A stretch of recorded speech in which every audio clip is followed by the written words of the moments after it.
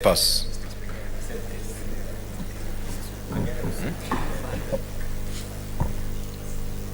Next order. Majority, do you have papers to lay?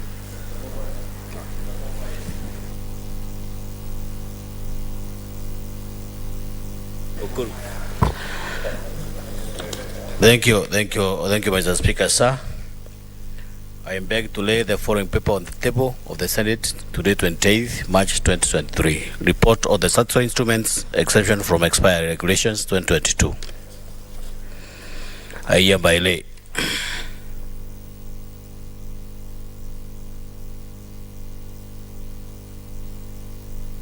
Next order. Order number 6, notices of motion. Majority leader.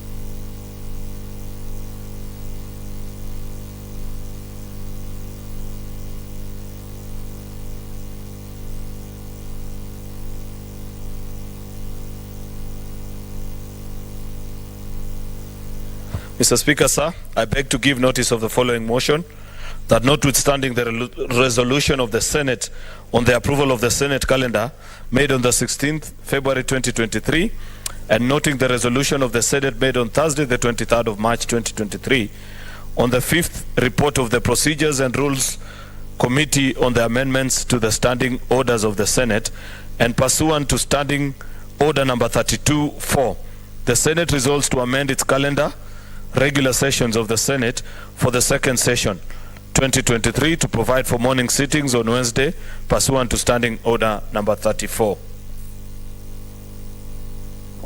Senator Catherine Muma.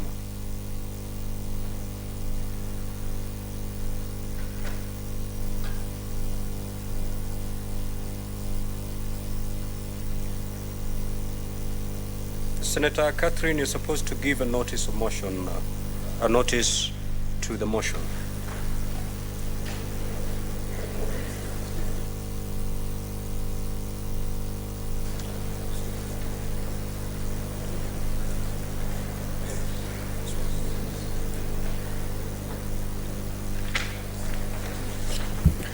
Thank you, Mr. Speaker.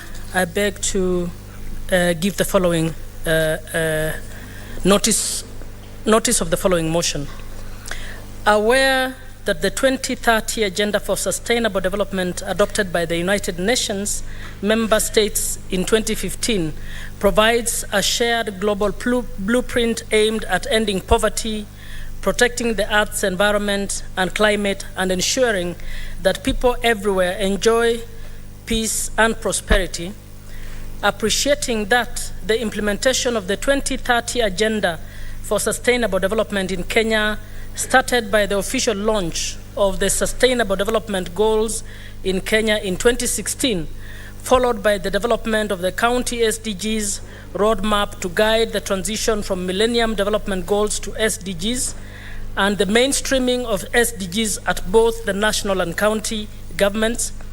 Concerned that the implementation of the 2030 Agenda for Sustainable Development in Kenya has been affected negatively by various shocks such as continued drought since 2019 in Kenya and around the world, serious invasion by desert locusts, the COVID-19 pandemic and other public health calamities, and the current sustained state of the Kenyan economy. Now, therefore, the Senate resolves that the State Department for Economic Planning, in consultation with the Council of Governors, comes up with the reviewed implementation roadmaps for the two levels of government, taking into account the shocks that have impeded or any other that are likely to impede the implementation of the 2030 Agenda for Sustainable Development. I beg to give notice.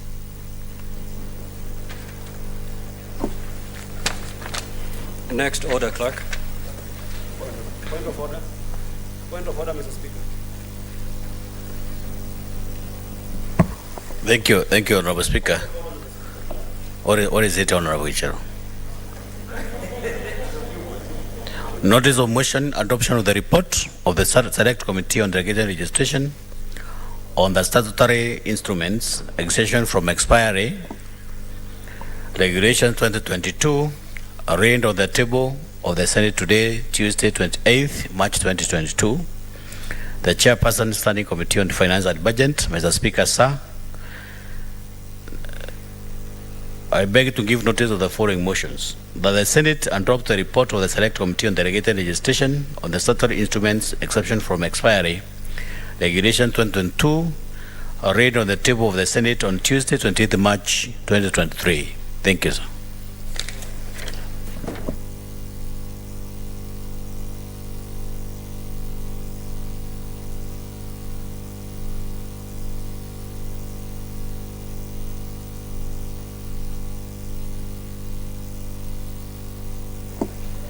Senator Eddy.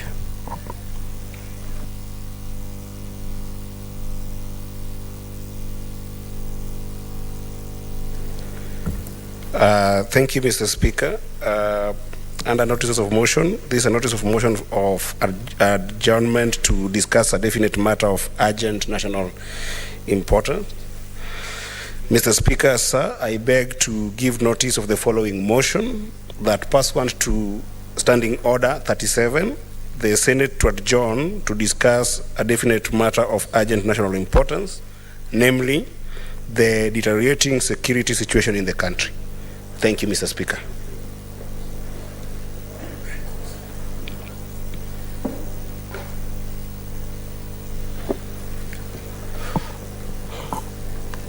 Indeed, I do confirm that the senators standing more than 5 as required by the standing orders, and therefore I do nominate 5:30 to be the time that we'll adjourn to discuss this particular motion. Thank you so much, Mr. Speaker. Next order.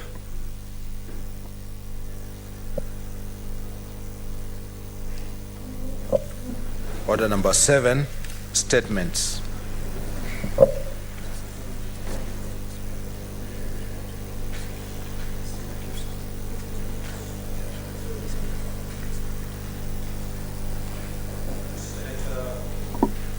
Hezana is out on parliamentary duties, and therefore that unless somebody has been nominated by Senator Hezana to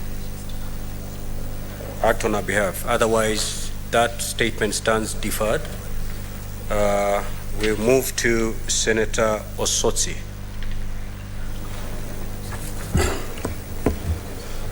Mr. Speaker, sir, I rise pursuant to Standing Order 53-1 to seek a statement from the Standing Committee on Finance and Budget regarding the disbursement of funds to county government. In the statement, the committee should, 1, provide an update on the current status of respective counties with regard to the disbursement of funds for development and recurrent expenditure for the financial year 2022-2023. 2, states the reasons for the delay in disbursement of funds to counties from November 2022 to date, despite Senate having passed the disbursement schedule in January 2023. 3, inform the Senate on the status of the execution of the conditional grant that was passed but has not been adhered to. That is at the time of writing this statement. 4, apprise the Senate on the effect of delayed funds disbursement on counties' absorption rates, considering the current financial year ends in June 2023. And finally, 5, state the measures in place, if any, the National Treasury and Economic Planning has taken to ensure timely disbursement of funds to counties for the smooth operation of business and clearance of pending bill. Mr. Speaker, this is a very serious matter. The county which I represent here has not been paying salaries. And this is as a result of late disbursement of funds. It's only last week when we heard that Senator Osotsi, December. if you have read the statement, kindly. Thank you, Mr. Speaker. Thank you. Thank you. Now, Senators, the statements hour it started at 3:06. We have 9 statements to be sought. So we are going to attach at most 7 minutes per statement so that we can squeeze everything within the 1 hour that is given to us by the standing orders. Senator Manzo Daniel. Thank you, Mr. Speaker. Mr. Speaker, I rise to support this statement. Mr. Speaker, there has been a serious problem in the counties, and there has been delay of monies, which has not been properly explained to the Council of Governors, and there have been very good promises that the monies will be in counties. Mr. Speaker, when salaries of counties are not paid on time, then we run a risk of, workers not be motivated to do their job very well of devolution. And remember, devolution is why we are here.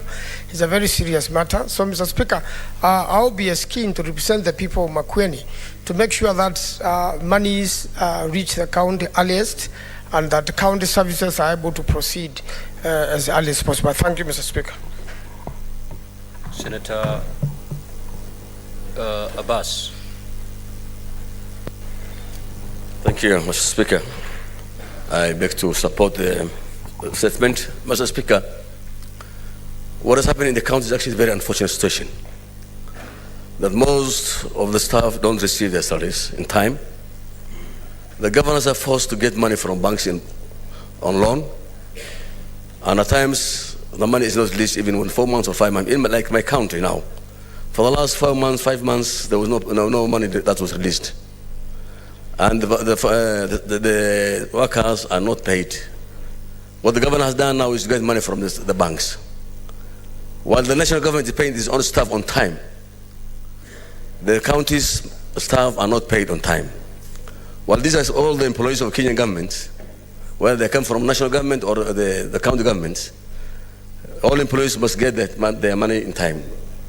And therefore, I support the motion, the statement for Mr. Osotsi. Thank you, Mr. Speaker. Senator Sifuna. Thank you, Mr. Speaker. I also rise to give strength to the statement by Senator Osotsi. Mr. Speaker, as you know, I'm a member of the Public Accounts Committee. Just in the past few weeks, Mr. Speaker, 2 counties appeared before us.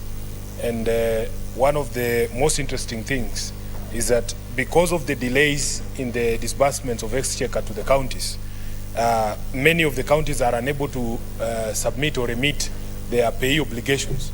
Mr. Speaker, what is interesting, and I'll give the example of the county of Trans Nzoia, which appeared, the county assembly appeared before us last week. Mr. Speaker, in the 2019-2020 financial year, they had failed to submit 7.9 million shillings to pay to KRA. They were hit with a 16 million shilling penalty and then 2 million shillings in interest, Mr. Speaker, by KRA, the same organization that is supposed to collect and also give them the money. Mr. Speaker, we are in a very, very big problem at the counties, and I wish that we as a Senate can at least find a way to be able to ensure that the resources that are due to the counties are sent there on time. I thank you, Mr. Speaker. Senator Wafula. Asante sana Mheshimiwa Spika. Ningependa kuunga mkono hoja iliyotolewa na Mheshimiwa Osotsi. Baadhi ya wanafunzi katika shule za upili na vyuo vikuu na vyuo anuwai wako nyumbani kwa sababu hawana karo, na serikali za kaunti zimeweka wanafunzi hawa katika mfumo wa kuimarisha masomo yao kwa wale ambao ni wachochole kifedha, hivi kwamba serikali ya kitaifa imekosa kuachilia pesa kwenda mashinani, huku tukizingatia kwamba sisi kama Senate na bunge la kitaifa tulitia sahihi na kupitisha kwamba pesa ziteremke, hivi kwamba ninaunga mkono maoni ama mapendekezo ya Mheshimiwa Osotsi kwamba tuelezwe ni kwa nini kuna kucheleweshwa kwa fedha za kwenda kwenye county, ili hali tunaona mawaziri humu Kenya wakizuru nchi mbalimbali wakipiga picha na video, ili hali wananchi wanapiga miayo na kusaga meno. Asante Mheshimiwa Spika. Senator Muma.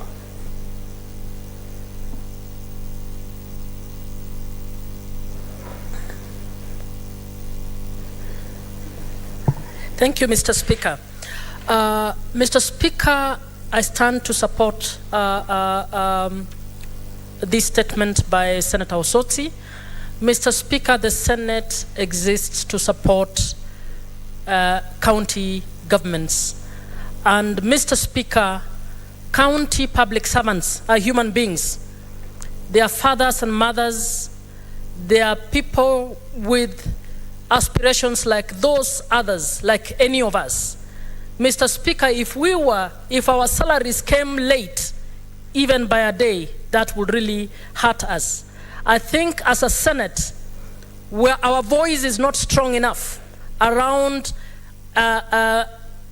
advocating for the rights of the public servants in the county governments, Mr. Speaker, I wish to call upon you, members of the Senate, to actually do what it takes for the national government and the relevant institutions to see the point that salaries, wages are actually basic human rights, and they cannot be delayed to the extent that they are being delayed.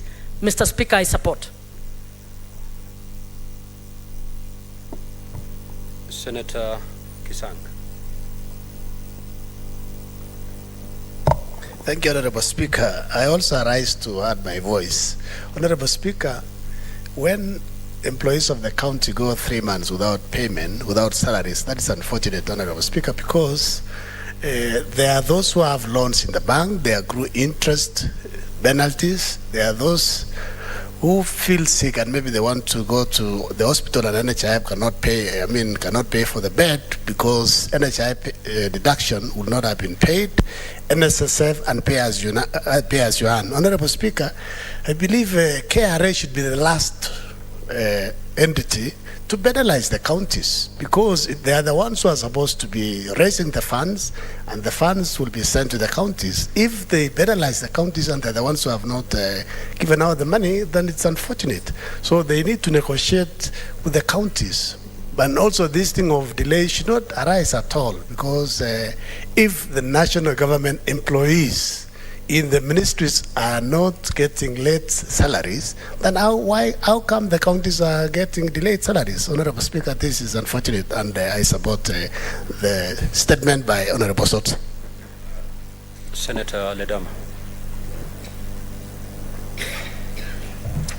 Thank you, Mr. Speaker. Mr. Speaker, as I rise to support this statement, I just wanted to correct that this Senate did not pass the disbursement schedule in January.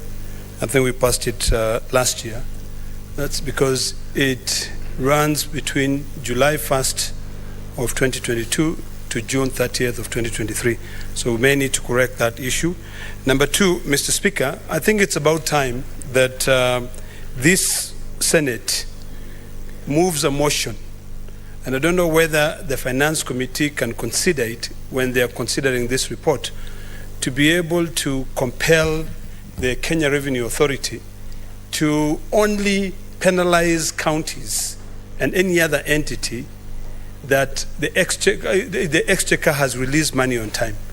We have issues that when the Exchequer failed to release money, these statutory reductions end up accruing a lot of interest and penalties. So, Mr. Speaker, that's an issue that I may want to request that the committee also look into that issue.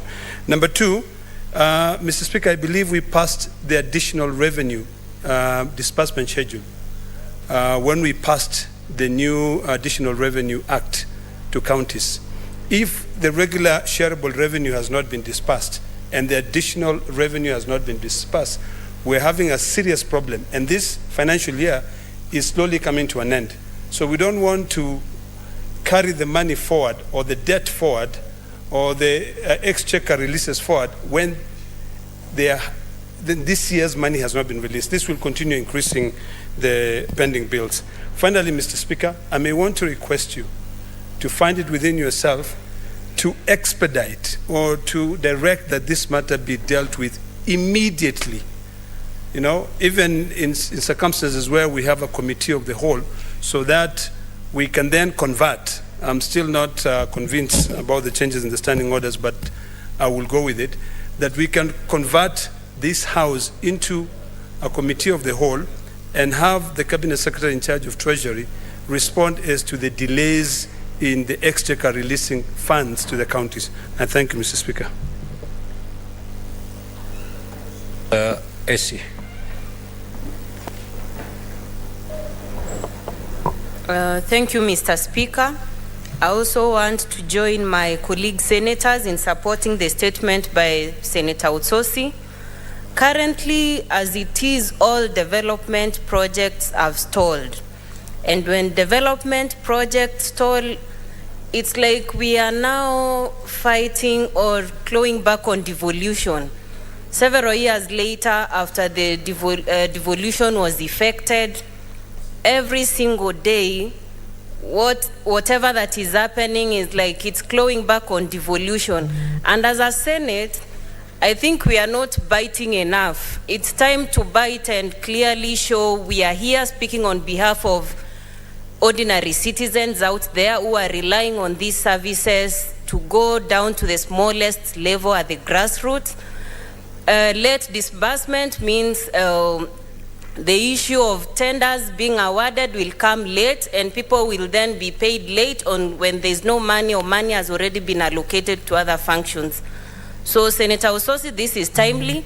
It's also an opportunity for the Senate to get answers from some of these cabinet secretaries, because we amended the standing orders to allow them showing up here so that we have prompt responses and services get closer to the people who have us in this Senate. Thank you, Mr. Speaker. We'll move to the next statement. The Honorable Senator Edwin Sifuna.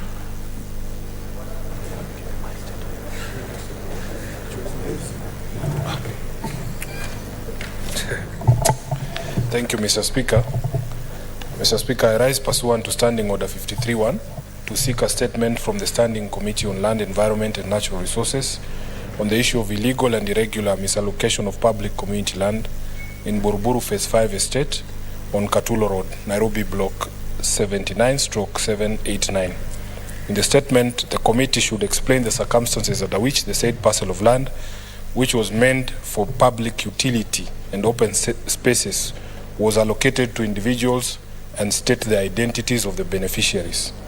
Secondly, they should cause the Ethics and Anti-Corruption Commission to conduct an investigation into the into the allegations of illegal allocation of public utility plots and open spaces in Buruburu Estate.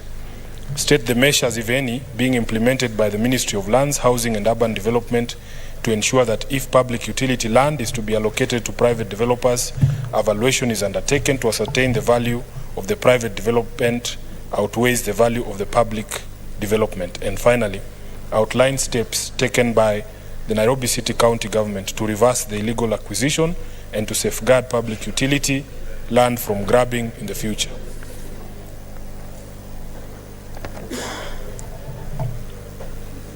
You have to Yes. request. May I Can you proceed? proceed? Thank you, Speaker.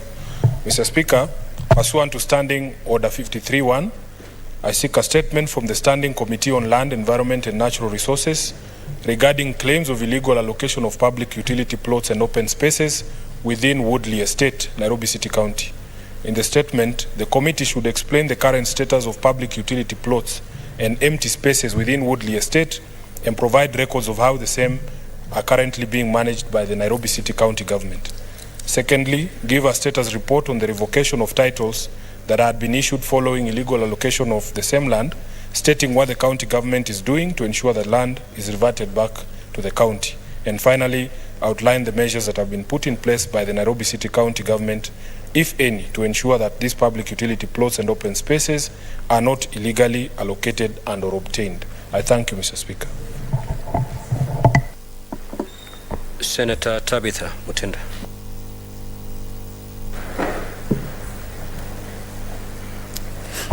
Thank you, Mr. Speaker. I rise to support the statement by Senator Sifuna, Senator of Nairobi. And as a delegation of Nairobi, I support because one, Buruburu is an area and an estate that for long has been a very good estate region.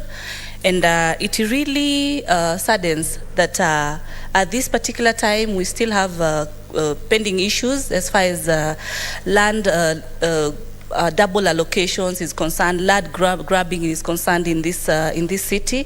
These allocations, Mr. Speaker, of public utility usually help put social amenities like social halls, police stations, even schools that our children and also the community is able to utilize and use in their different times of need. And so I support and urge that the land committee takes up this matter, very urgent, and the public land that belongs to the community, that belongs to the government, should be reverted back. This issue of private investors who have decided not to work hard and just invest on grabbing what is not theirs is a high time, and especially on land issues in this Nairobi, that should be reverted back and utilized in the manner that should be utilized. So I support Senator Sifuna's statement, Mr. Speaker. Thank you. Senator Oburu. Yeah, thank you, Mr. Speaker. Mr. Speaker, I also stand to support the statement being sought by Honorable Sifuna, Senator for Nairobi, because, Mr. Speaker, this disease called grabiosis is such a serious disease in our country that you find leaders are so greedy of seizing any empty land. Sometimes, Mr. Speaker, I used to hear I was told by a pilot when I was flying in a chopper that there are some leaders, when they are carried in the chopper and they see any open land, they want to stop. They tell the pilot, can you take the coordinates of this area? We want to know who is the owner so that they can come and grab that land, Mr. Speaker. So, Mr. Speaker, this is a disease which we must find a way of dealing with. Mr. Speaker, the appetite is even growing. I think even in this system here, it has increased. The appetite has increased even more than before. So, Mr. Speaker, I support this statement being sought by Honorable Sifuna, and let us see how we can tame this disease called grabiosis. Thank you, Mr. Speaker. We shall move to the next statement. Senator Murgo. That statement is deferred. Senator Alexander Mundigi.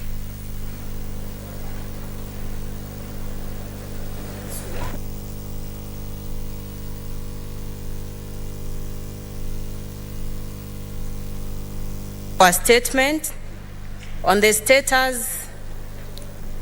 Senator Essie. Yes. I know your name. Certainly you're not Senator Alexander Mundigi. He requested that I read on start by placing yourself properly on record. Thank you, Mr. Speaker. I'm reading this statement on behalf of Senator Alexander Munyi Mundigi, Senator for Embu County. Request for a statement on the state of macadamia nut production and marketing. Mr. Speaker, sir, I rise pursuant to Standing Order 53-1 to seek a statement from the Standing Committee on Agriculture, Livestock and Fisheries on the state of macadamia nut production and marketing in Kenya. In the statement, the committee should, 1, state the justification for the blanket ban on export of raw macadamia nuts issued by the government in 2009 and indicate whether there are any plans to lift the ban. 2, state measures that have been put in place by the government, if any, to avoid price fluctuations of raw macadamia nuts, which at times yield as little as 30 shillings per kilogram.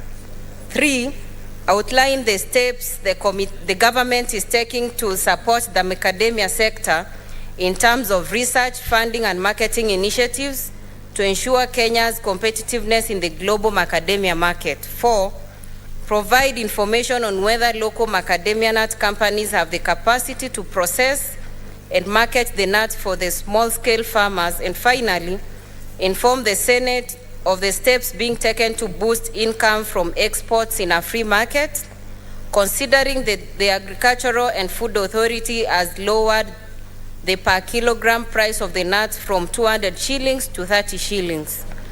The other statement is a request for statement on the status of Horticultural Crops Directorate. Mr. Speaker, sir, I rise pursuant to Standing Order 53-1 to seek a statement from the Standing Committee on Agriculture, Livestock and Fisheries on the status of Horticultural Crops Directorate under the Agriculture and Food Authority. In the statement, the committee should, 1, state the measures, if any, put in place by the government to sustain growth and allow stakeholders in the horticultural subsector identify and establish a direct link with their regulator. 2, inform the Senate whether Agriculture and Food Authority has adequate resources to manage and oversee the horticultural subsector, considering that it oversees several other directorates. 3, give reasons for the abolishment of the Horticultural Research Fund and the weakened staff capacity of the Horticultural Crops Directorate by FA.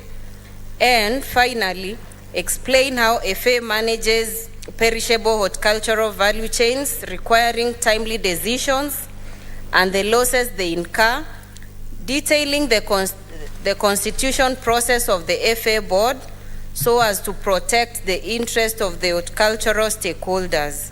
Senator Alexander Munyi Mudigi, Senator for Embu County. Senator Manzo.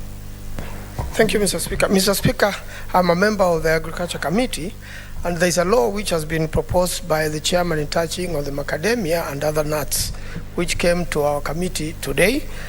This law is now going for public participation, for publication and public participation.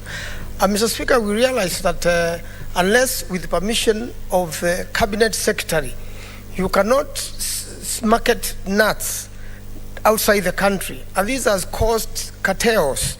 And that particular permission is a serious problem.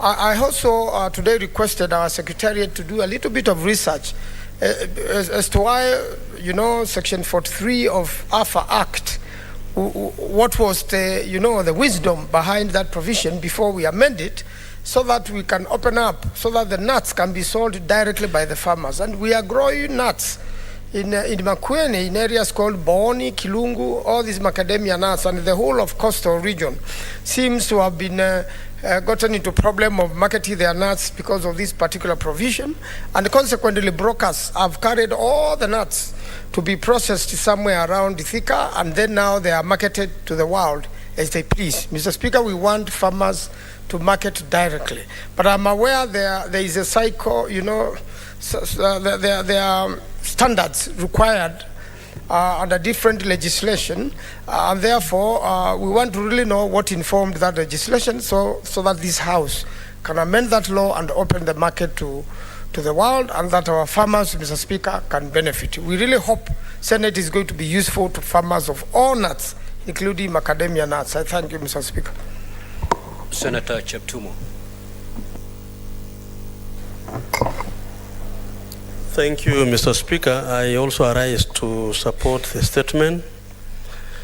Mr. Speaker, this statement is specifically on macadamia, and there is need for the ministry in charge to see how best they can facilitate farmers, to strengthen and to enhance production and marketing of the particular farm produce.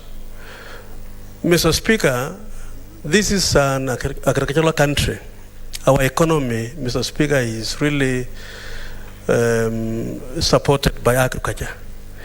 In areas, Mr. Speaker, like Rio Valley, we have the cotton being grown in those areas.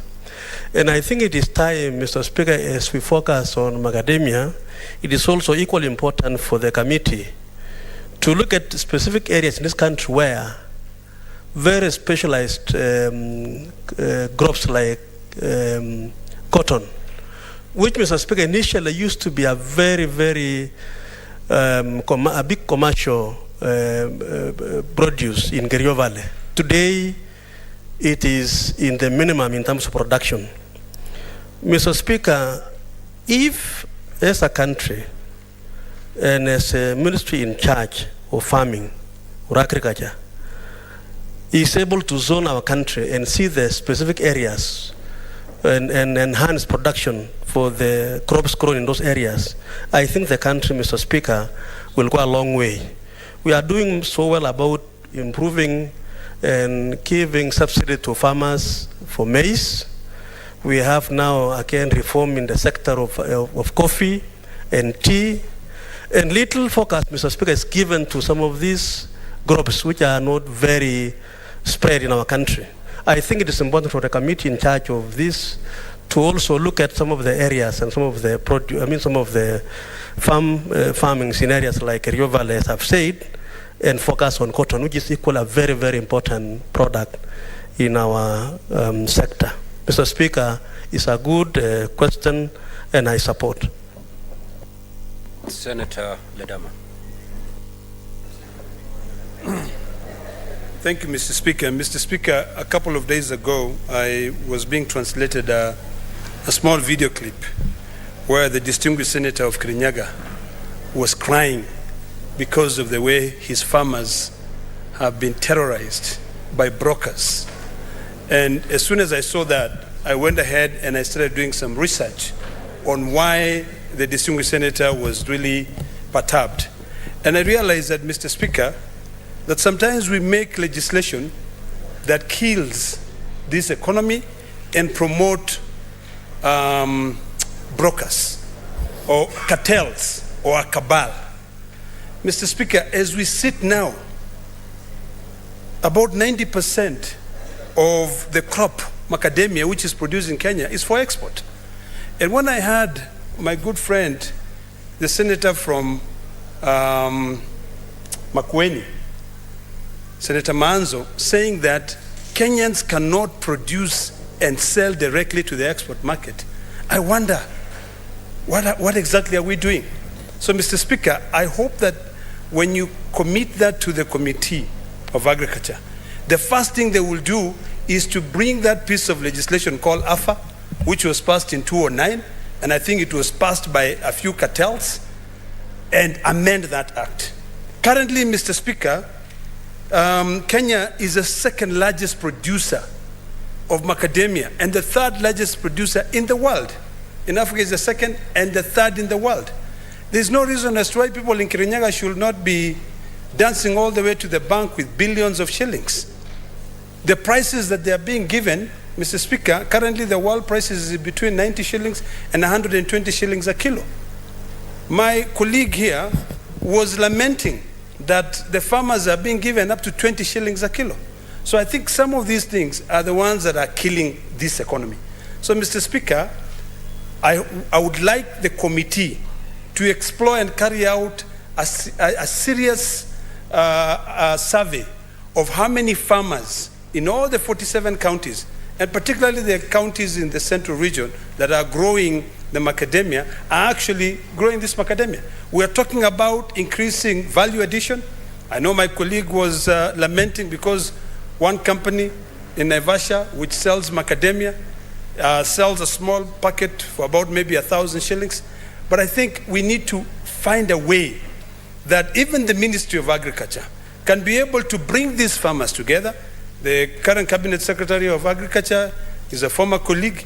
He can bring these farmers together and ensure that, number one, those farmers are allowed to export the nuts directly to other countries.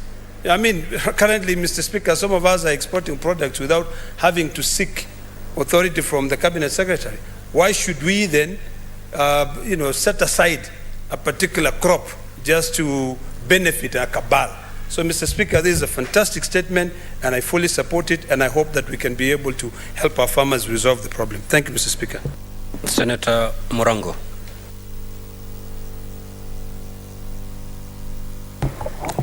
Asante sana mstahiki Spika kwa kunipa nafasi hii. Kwanza ningetaka pia unipe mwelekeo, kwa sababu wenye kuuliza swali ni naibu yangu katika kamati yangu kacha. Unieleze kama mtu anafaa kujiuliza swali, kwa sababu lile swali lililoulizwa na Alexander Munyi Mundigi kama naibu mwenyekiti itakuja pia kwake ama kwetu. Ya pili ni kwamba ningali nangojea hayo pia ambayo imeulizwa ni ya maana sana, kwa sababu juzi tu ambapo nilikuwa nalalamikia hilo jambo kama venye seneta Wanaro Kolendama amesema, na nilipokuwa nikitaka kufanya uchunguzi wangu nilienda ndukani ambalo liko huko Macadamia inakuwa, na kwanza hili swala linahusisha Macadamia, korosho na mbigza. Na tukiangalia sana Macadamia na hizi vitu nimetanja, ukienda kama Rift Valley, nilikuwa naongea pia na seneta Wafula Wakoli akiniambia katika eneo la Tongaren pia wako na shinda kama hizi kwa kununuliwa Macadamia kwa bei ya shilingi 20. Mustahiki Spika, nilienda dukani kapata ya kwamba gramu 150 ya Macadamia inauzwa kwa shilingi 505. Ukipiga hesabu vizuri ni kusema wenye wanafinya wakulima wanawanulia shilingi 20 ama 30, lakini ile kilo moja wanaiuza 3,600. Ningetaka niseme ya kwamba pia hizi sheria ambazo zimetungwa, ningetaka kusema kwamba zina ubaguzi fulani, kwa sababu katika ile mimea yote ambayo imewekwa kufuatilizwa ile sheria ni Macadamia, ile pyrethrum, cashew nut na mbigza. Hiyo mimea ingine yote ya wakulima hakuna hata moja unahitajika kuomba ruhusa kwa mtu yeyote kuuza.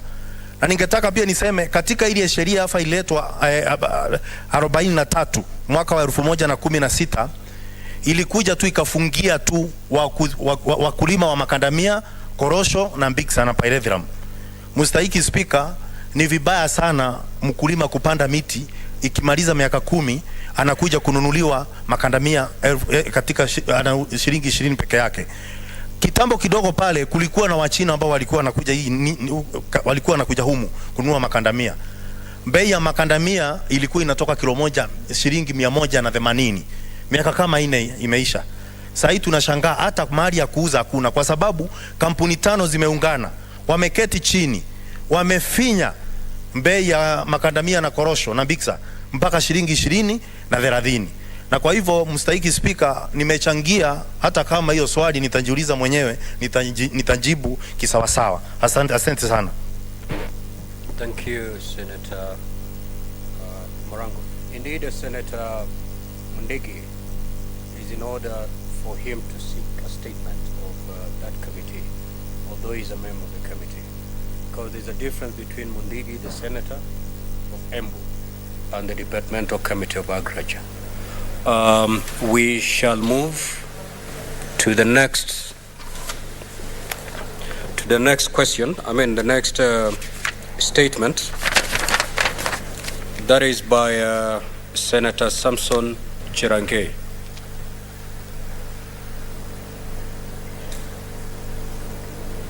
That statement is deferred because of the fact that Senator Chirange is not present.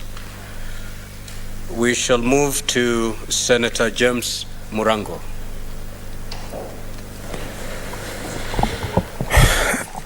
Thank you, Mr. Speaker. I rise pursuant to Standing Order 53-1 to seek a statement from the Standing Committee on Trade, Industrialization and Tourism regarding the marketing of Kenyan produce in foreign markets. In the statement, the committee should state the measures, if any, that the government has put in place to ensure marketing of Kenya produce by the Kenyan missions abroad. 2, explain the measures, if any, that the government has put in place to control import of goods produced locally and to increase demand for the local produce. And 3, state the measures, if any, put in place by the government to market Kenyan goods like tea, coffee, and horticultural produce to increase the volume of exports. I have another statement, Mr. Speaker. Under Standing Order 53, I stand to seek a statement from the Standing Committee of Trade Industries. Sorry, Mr. Speaker. I think.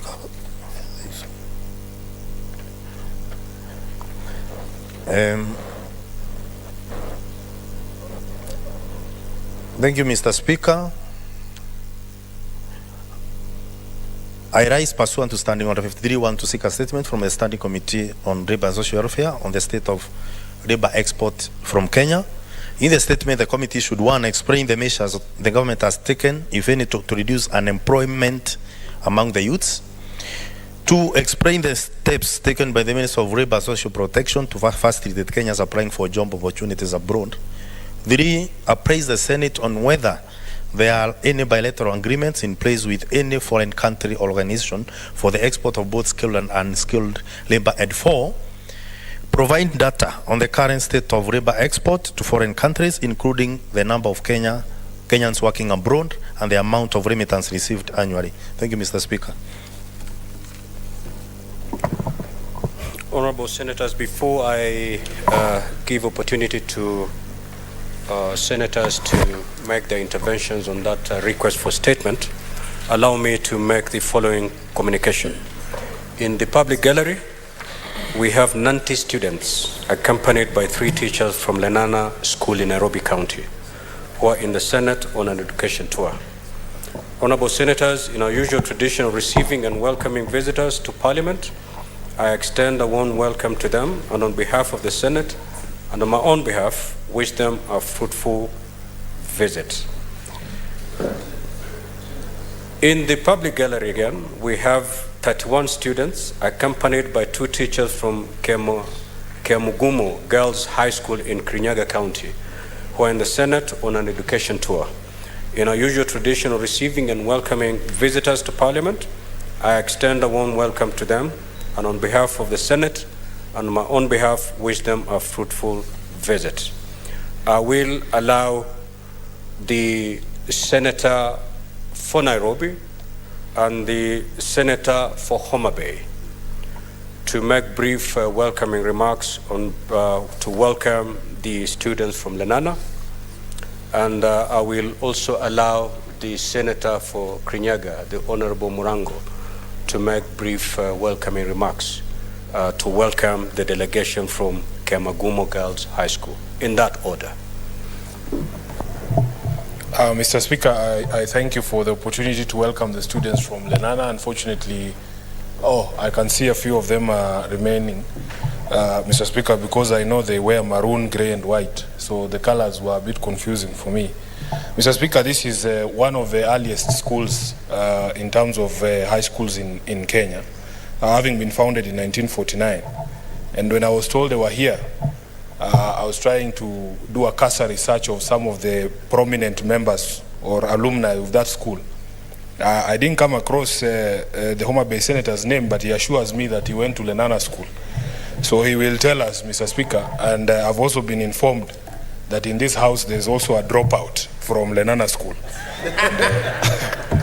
Mr. Speaker, I will introduce himself. But he's the one who confessed to me that he dropped out of Lenana School.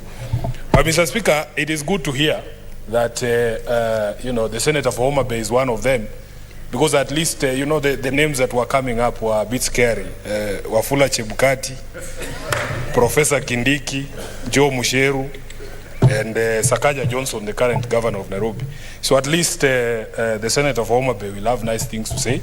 Mine is to welcome them to the Senate and to assure them that I have had a conversation with the current governor of Nairobi, who is an alumnus of the school.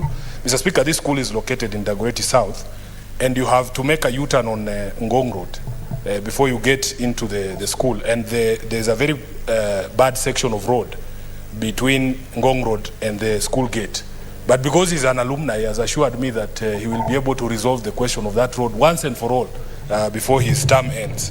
So, Mr. Speaker, I wish them all the best during their tour.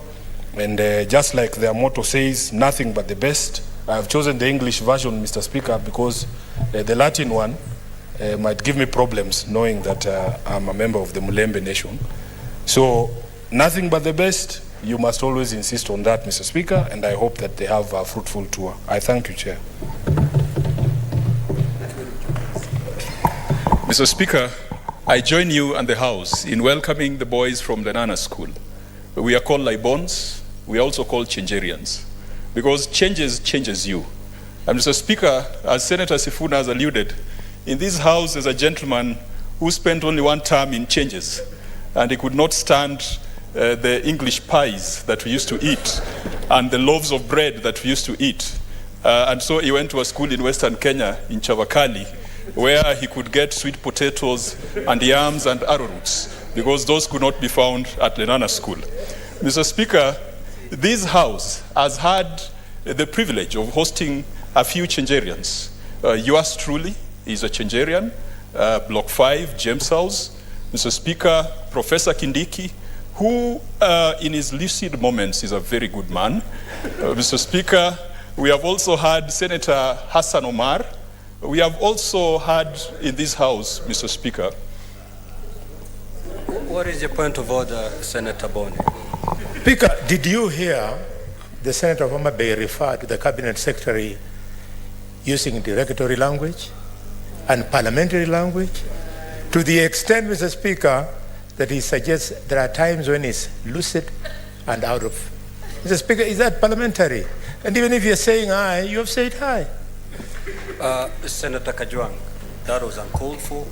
Kindly proceed to lift it out of your pronunciation today and conclude your welcoming remarks. Thank you, Mr. Speaker. Let them be wonderful welcoming. Professor Kindiki is generally a wonderful guy, generally. Mr. Speaker, I want to, through you, just encourage the boys from Changes. Kindly withdraw the lucid moment. Mr. Speaker, I will withdraw it. Perhaps his lucidity is 99.9% of the time. Proceed to conclude your remarks. Thank you, Mr. Speaker. Mr. Speaker, the boys from Changes, through the chair, I want to encourage them that let Changes change you from boys to men, and real men at that. Let Changes change you from villagers to nationalists. Mr. Speaker, if you look at the political landscape, there's quite a number of Changerians, as well as a number of Busherians, and to the boys in the gallery, the chair of this House is a Busherian, and I think a very polished one. And Mr. Speaker, earlier on I was complaining that perhaps the clerk of the House, who is an old boy of Starehe, perhaps didn't want the Changerians to be acknowledged, and I withdraw those earlier allegations. Mr. Speaker, how I wish that many members, even in this House, would have had the privilege of going to Changes, because sometimes you hear some villageness, sometimes you hear some things that good schooling would have been able to squeeze out. And the boys from Changes, please keep it up. This is a wonderful school. Keep the rose bright, ye emblem. Please go for nothing but the best. As we say, nihil praeter optimum. And I hope that some of you will find your way here. But as I always say, I don't think we need more politicians in this country. A lot of Changerians are doing excellent work in the private sector, in government, and I want to encourage you that don't just think of Kenya.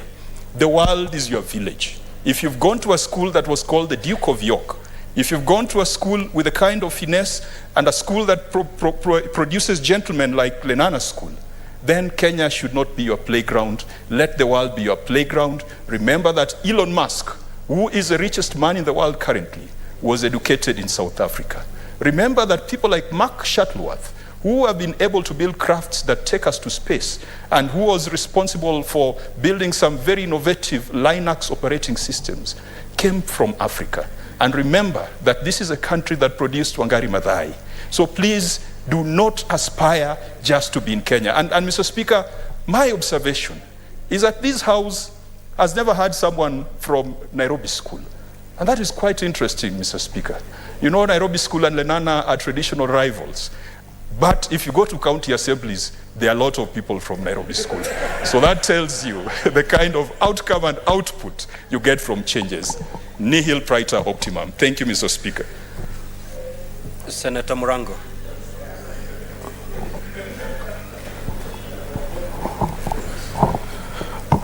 Asante sana Mstahiki Spika kwa kunitunuku nafasi hii kuwakaribisha wanafunzi wa kutoka Kiamugumo Ngaos. Kiamugumo Ngaos iko Gichugu.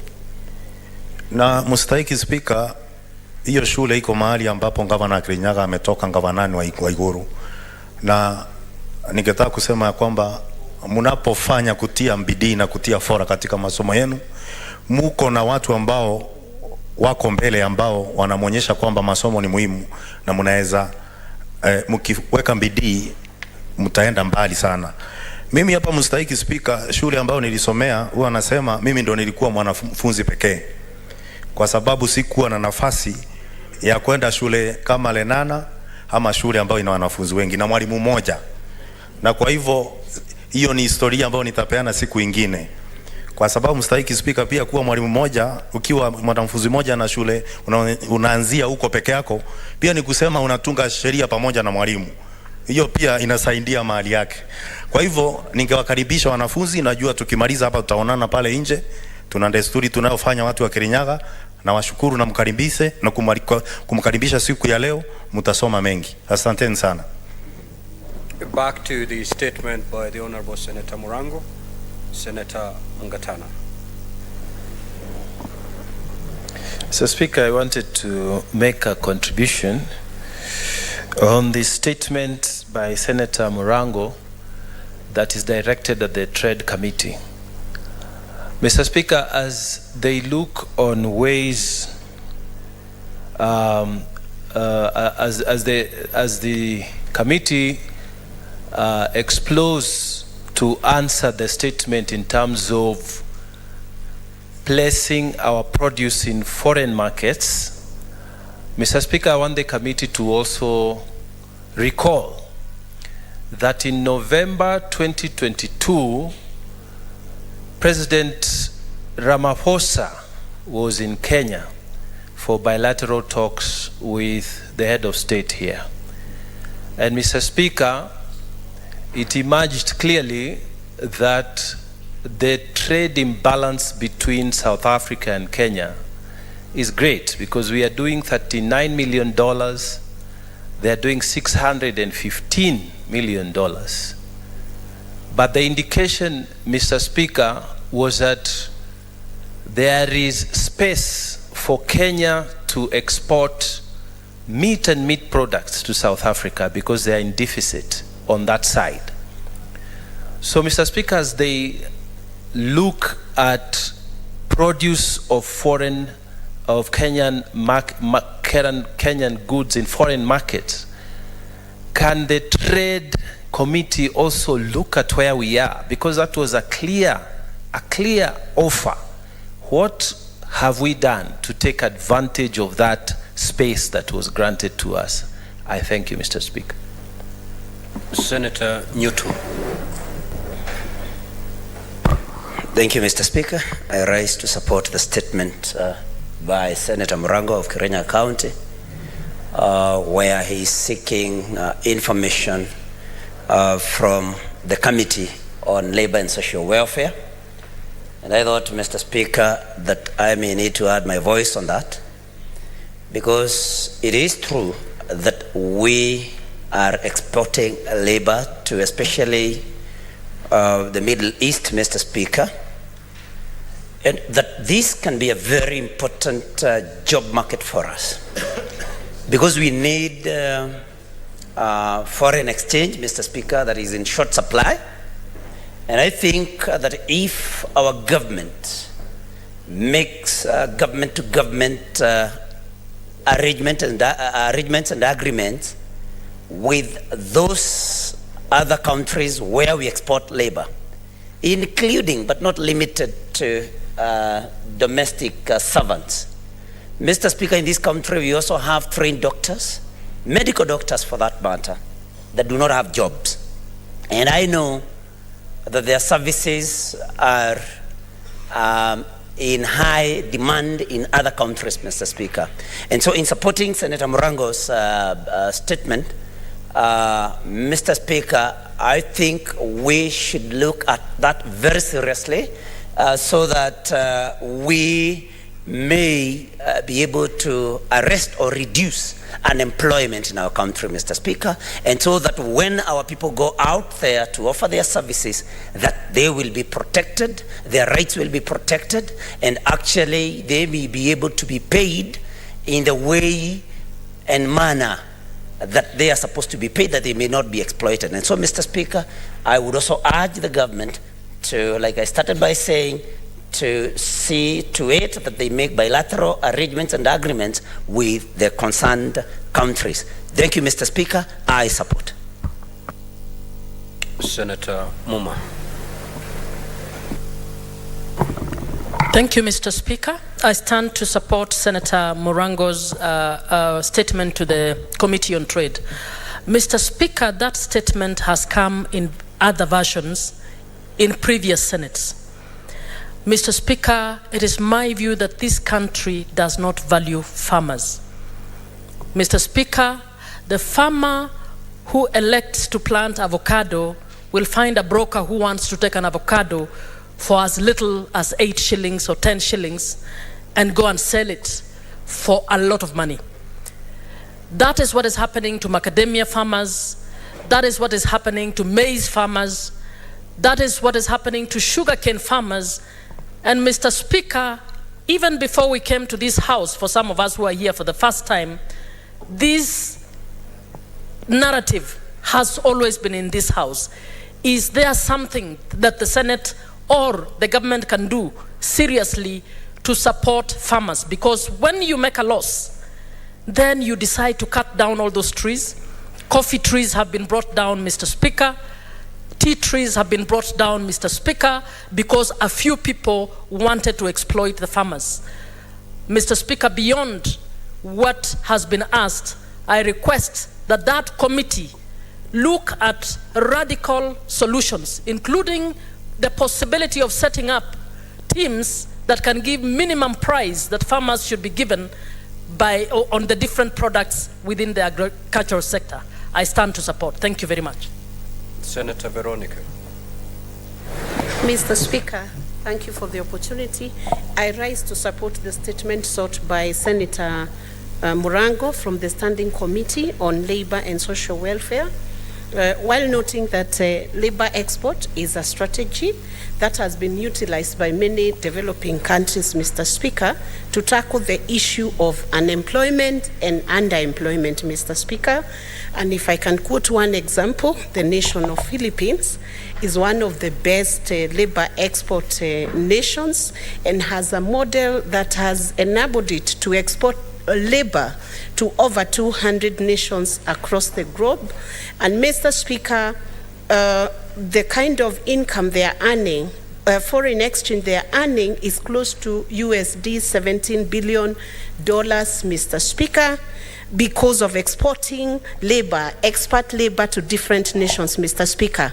So, Mr. Speaker, we would add a voice, I would add a voice that the government must then be called to account to indicate how fast the passports are being issued to young people who are seeking for employment outside the nation of Kenya, how quick it is to certify their academic credentials and qualifications, Mr. Speaker, and to enhance any process that stands between the young people and that labor being exported even to the region, Mr. Speaker. And we must note also, Mr. Speaker, that Kenya has actively supported many nations across the region which have not been stable in years to maybe enhance service delivery in the nations, in Somalia, in DRC, in Sudan, and many other nations. And time has come for that area to be closed out so that we can have many more youths employed out there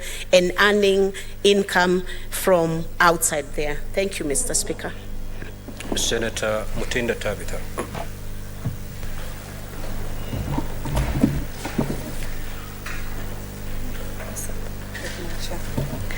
Thank you, Mr. Speaker. I do rise to support the statement by the Senator of Kirinyaga, Senator Murango, on the issue that is supposed to be tabled at the Labour Committee. And I want to say that, one, the issue of job opportunities in this country is very important. And our youths, we've seen they've really tried very hard to acquire certifications, to acquire credentials. And like everybody, Mr. Speaker, everybody has dreams, and they've had dreams to be able to pursue their careers in different parts of this world. And I support, Mr. Speaker, by also urging that through the ambassadors, the different ambassadors in different countries, especially in the UAE, that we should get, data in terms of which are the students, or which are who are the Kenyans who are in these different foreign countries, and at the same time, what jobs are they doing, what database that the Ministry of Foreign Affairs have, and what does the ambassador have in that particular foreign country? What certifications are they being offered? Last week, I'm happy that my colleagues were able to support my statement on where I inquired in terms of the education, the knowledge, the technology that the institutions are offering to different courses, that students will go abroad and acquire jobs, especially the household jobs, among many other technical jobs. That does not also limit the other levels of education that our colleagues, our Kenyans have also gone abroad to get jobs on. So it is very important to be able to understand and be able, through this understandability, we are able also to gauge what do we add on, what is it that we can actually improve on as a country, so that we open more doors to our youths, our Kenyans who want to work out there. Also, what has been the impact from the people who've actually worked in abroad in terms of what they've invested back, and in a nutshell, Mr. Speaker, to be able to open more doors for our Kenyans in the different diaspora levels. Thank you, Mr. Speaker. Senator Eddy.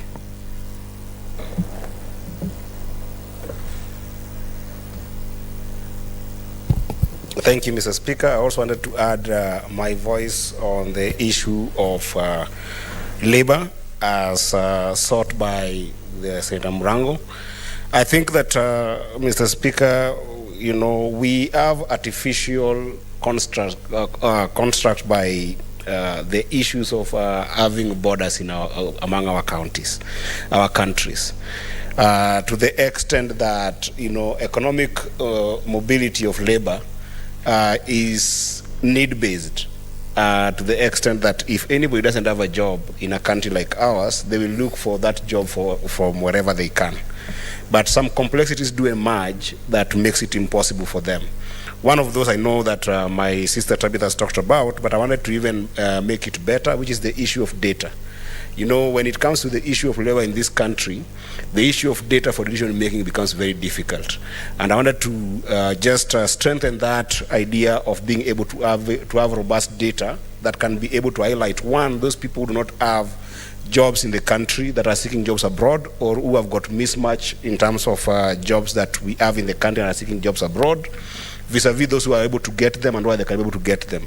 In fact, Mr. Speaker, I would actually want to urge that this committee considers encouraging the relevant ministries to be able to make data availability a public thing that can be able to be brought to the media, so that when we have got data on labor that is seeking work abroad, this can even be broadcasted more broadly, so that people can be able to see what is going on in other places. But more close to this, and that's very close to my heart, Mr. Speaker, is just the idea of complexities around people who are abroad, who work and then want their monies in terms of remittances to come to their local households and families to be able to transform their lives. Because when people go to work abroad, they go to work to be able to change their lives, but also more importantly, to solve the needs of their communities down here. So one of the reasons why it becomes very difficult for labor to be mobile is the idea that when the remittances are coming, they're very expensive to the extent that they cannot be able to do some of the development that they want to do back at home or help their families.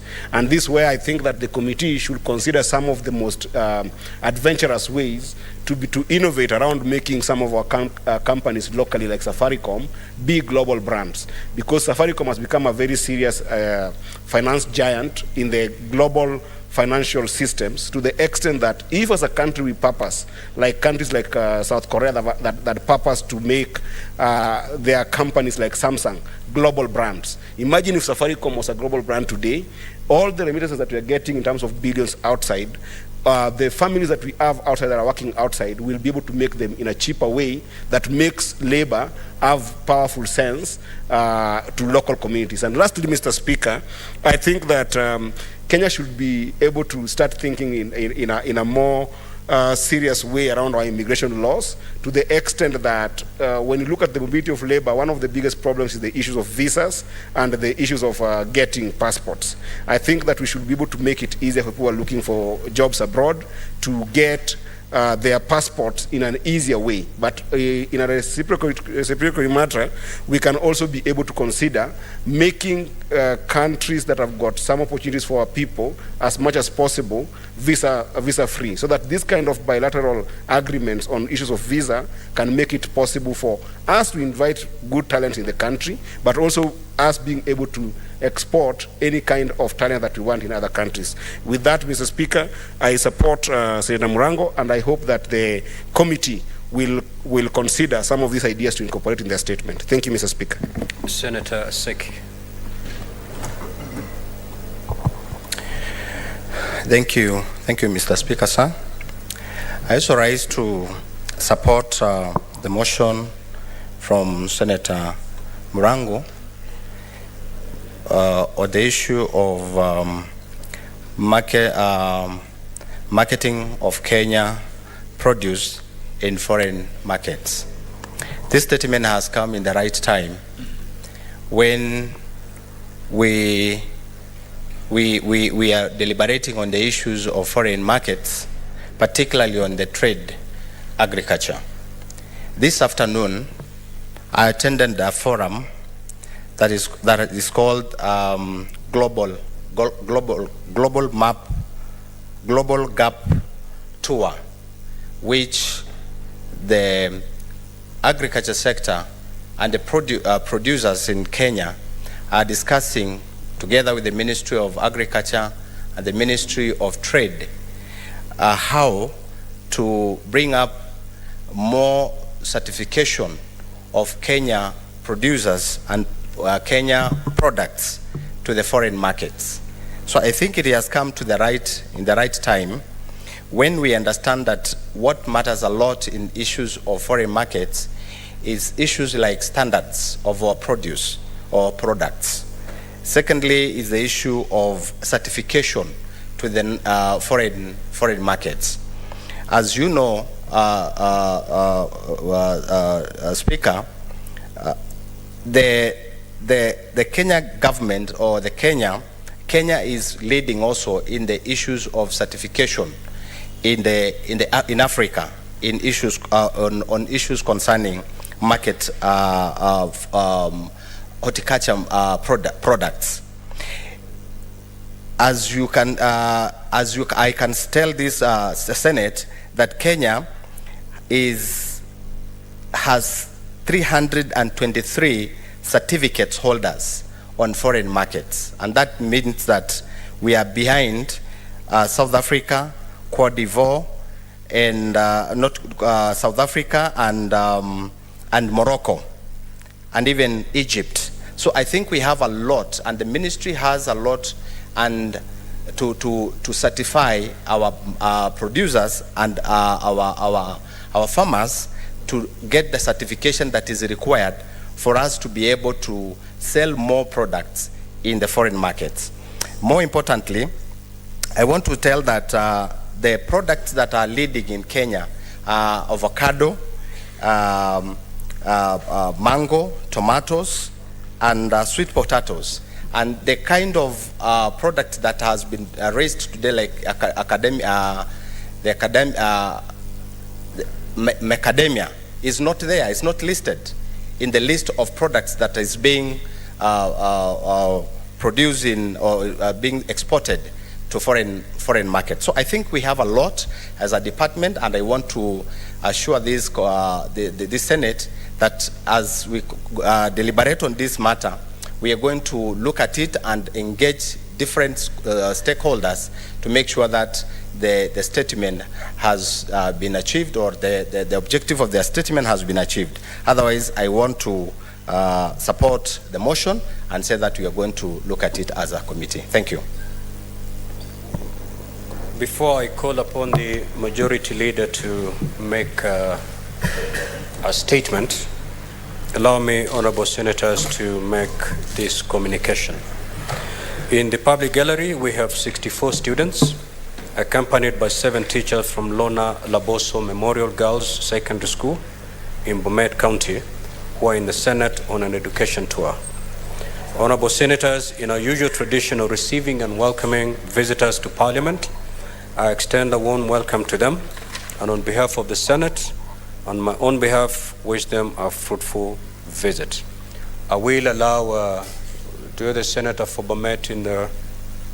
I will allow Senator for Bomet, Wakili Sigei, to make very brief welcoming remarks. Thank you, Mr. Speaker, for giving me this opportunity to welcome the students from Bomet County. Lona Laboso Girls is a memorial school that was established courtesy of the first female member of parliament for the constituency called Sotik. In the year 2012, Mr. Speaker, the Honorable, the late Joyce Laboso actualized the institution now, which is represented by the beautiful girls in the gallery today. Mr. Speaker, I want to welcome them and encourage them to carry the flag, which was carried by the first female MP whose name is inscribed in the institution that they represent today. Similarly, to carry high the flag of the first female governor of Bomet County, the late Joyce Laboso, who actualized the institution. This is a house where rules are made. Honorable Joyce Laboso was a deputy speaker in the National Assembly. I am very sure and convinced that the spirit that she had and the investment that she made in the institution that you are in now will be carried higher by you. And I want to encourage you to work hard, celebrate the 2 beautiful names that you carry in the school, and show the world and Bomet County at large that indeed the 2 ladies are great ladies and you want to emulate them in your future. I welcome you to the Senate.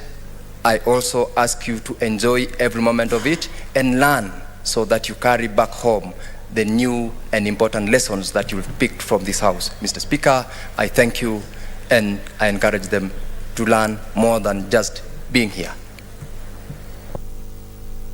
Senator Ledama, what is your point of order? Senator Cheriot, Majority Leader.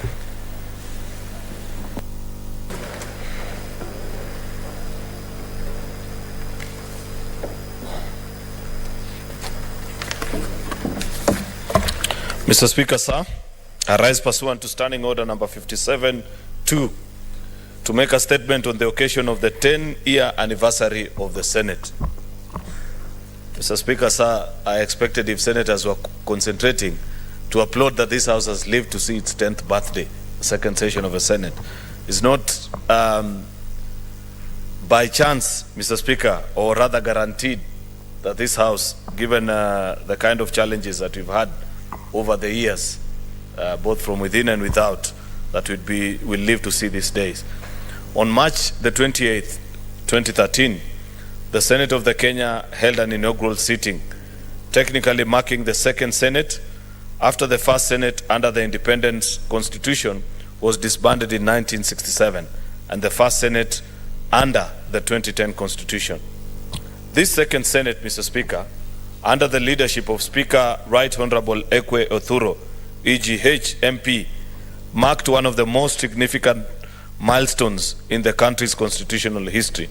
The coming into being of the Senate heralded a new dawn for our legislature, hitherto unicameral, and was now comprising the National Assembly and the Senate. The term of the second Senate ran from 28th March 2013 to the 15th of June 2017, Mr. Speaker. Needless to say this, that the Senate was sailing in uncharted waters. None of the political leadership and the senators who had earlier had a clear idea of what their task entailed. They had to learn how to swim by actually swimming. It was trial and error at first. However, the Speaker and his leadership team guided the unity of purpose and the will to actualize devolution, initiated work, systems, and spearheaded a series of retreats, workshops, and seminars that rapidly crafted the framework of transacting and administering the Senate. Mr. Speaker, sir, to entrench its place, the Senate began its mandate by fighting for its space and its place in the new organization of government, including its relationship with the National Assembly, in executing its mandate as contained in Article 96 of the Constitution. To name just but a few of those memorable times, in the 11th Parliament was an entrenching mandate of the Senate in the consideration of the annual Division of Revenue Bill, a matter that was eventually determined by the Supreme Court in favor of the Senate, the infamous advisory opinion number 1 of 2013. The second Senate, among other milestones, Mr. Speaker, set in place the procedure to be followed upon the receipt of resolution from a county assembly on the impeachment by assembly of a governor or a deputy governor. This marked the stage for the first impeachment hearing of a county governor, which happened in 2014. Mr. Speaker, sir, the term of the third Senate in the 12th Parliament commenced on 31st August 2017, with 67 elected senators taking the oath of office and electing the Right Honorable Ken Lusaka, MP, as Speaker.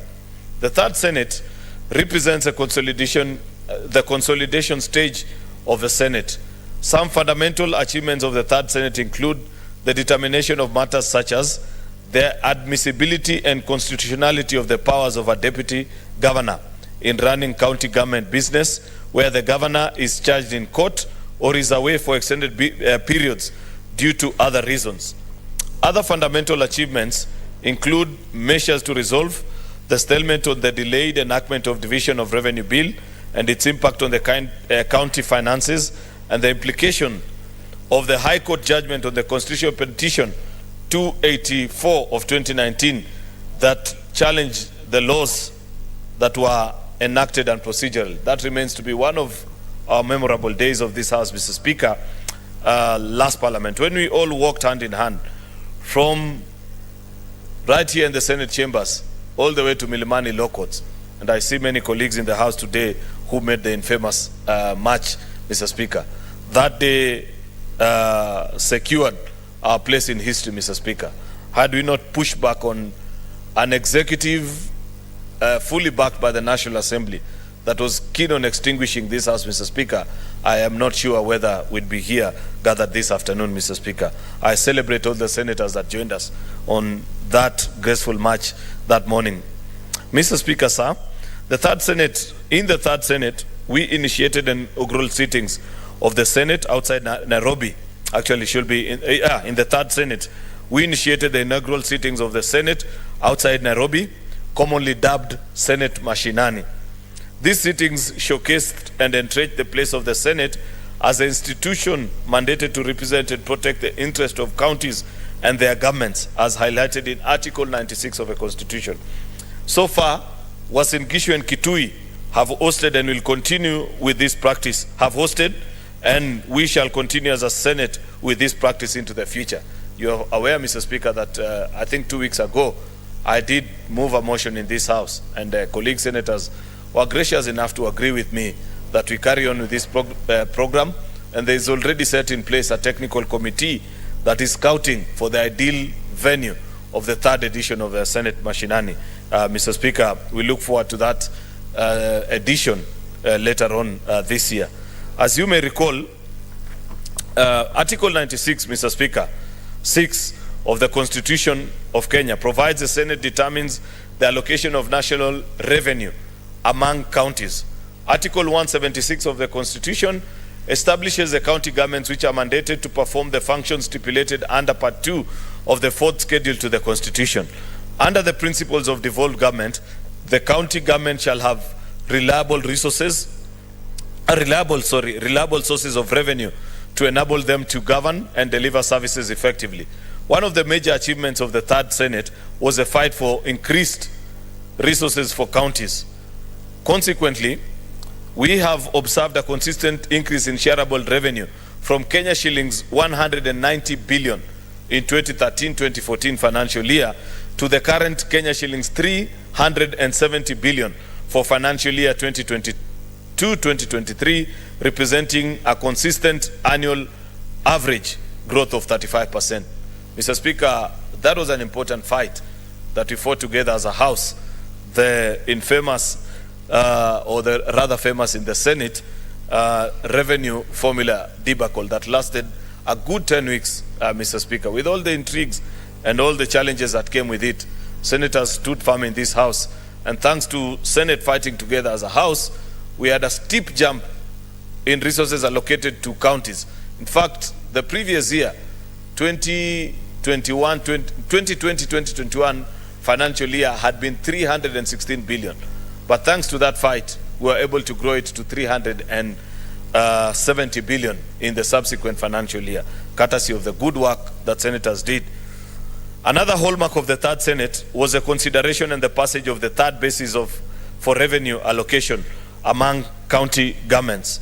Through robust debates, the Senate emerged stronger than ever before and demonstrated its commitment. Mr. Speaker, these 10 years have not been without its challenges, but the Senate rose to the task and committed to upholding the principles of democracy, transparency, and accountability. This milestone marks a decade of dedicated service to the people of Kenya, as the Senate has played a vital role in shaping the country's legislative and governance agenda.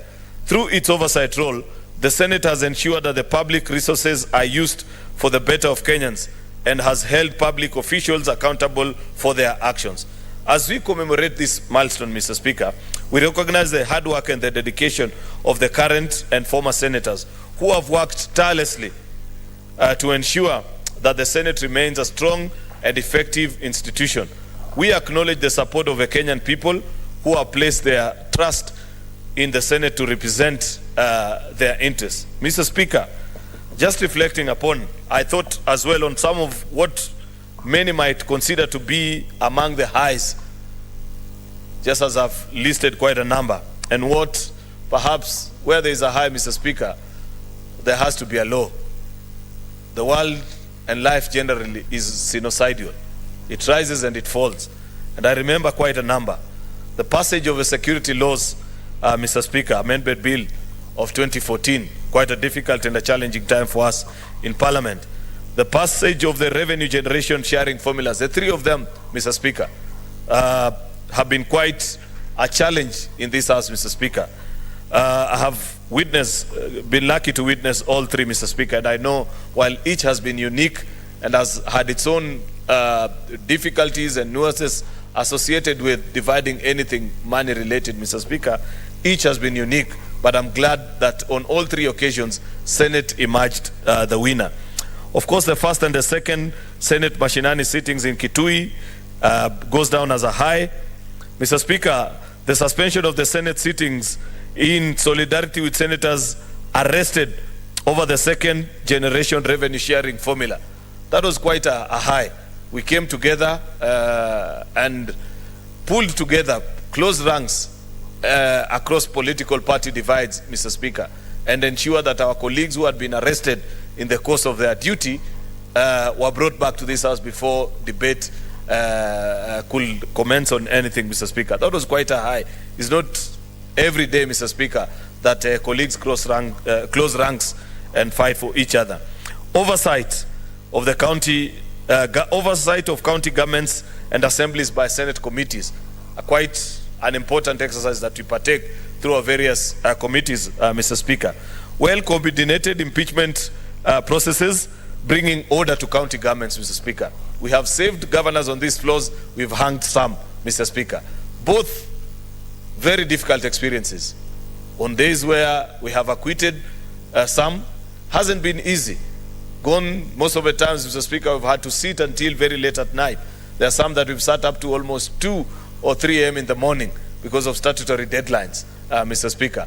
But all in all, we guided the specific county assemblies in the right way, complete with a exit report from the committee or the plenary, Mr. Speaker, guiding them on what to do and handle a particular situation.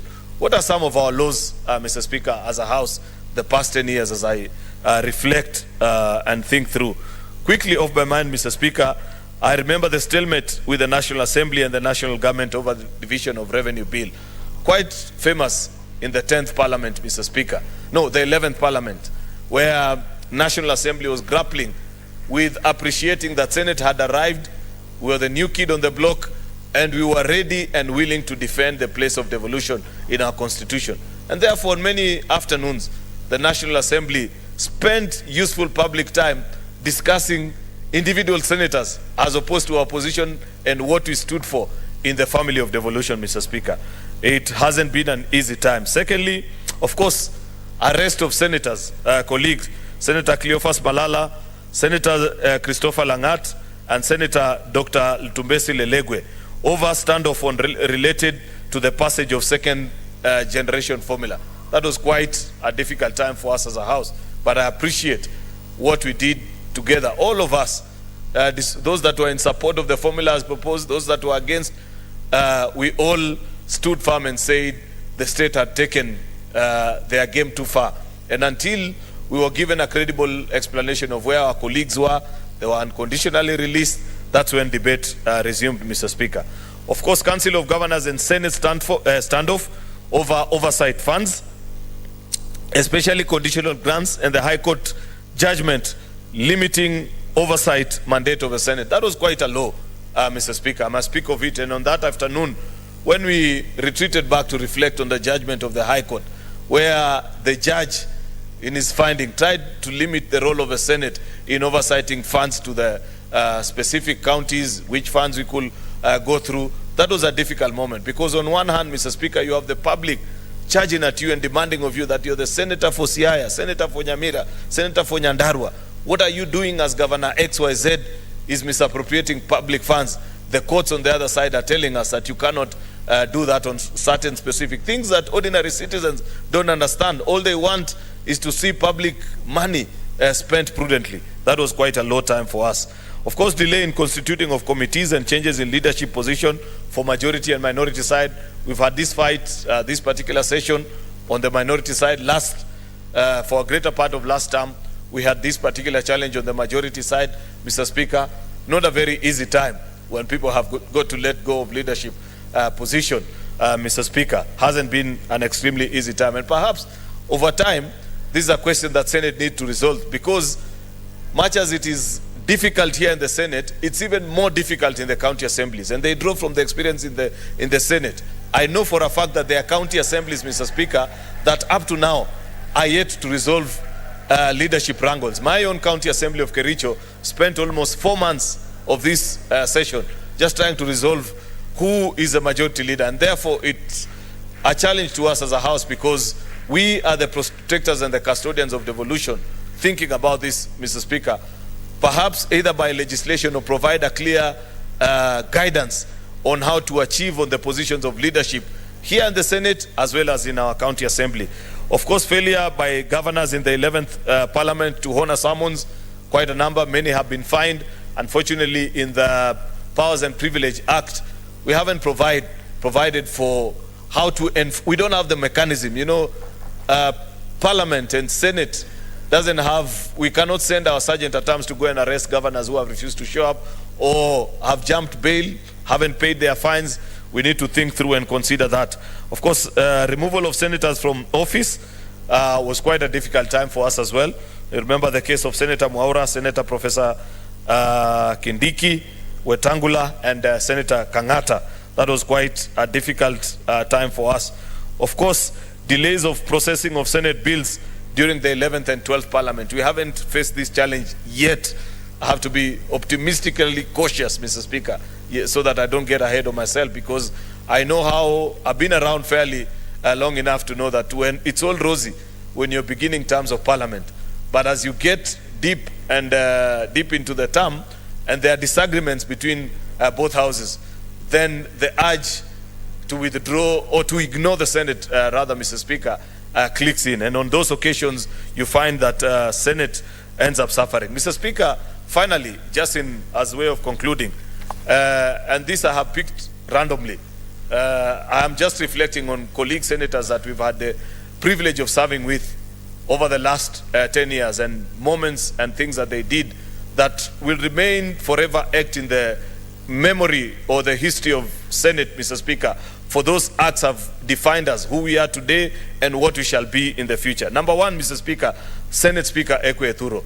I know for a fact, and I speak like this, Mr. Speaker, because I belong to his side of the political divide, then and even up to now, that part of the reason why he lost his job as Speaker of the Senate, and I don't think this is something that you need to be hearing, Mr. Speaker, is that on many occasions in the 11th Parliament, he was called to defend the position of the Senate against what you'd call, quote unquote, the appointing authority.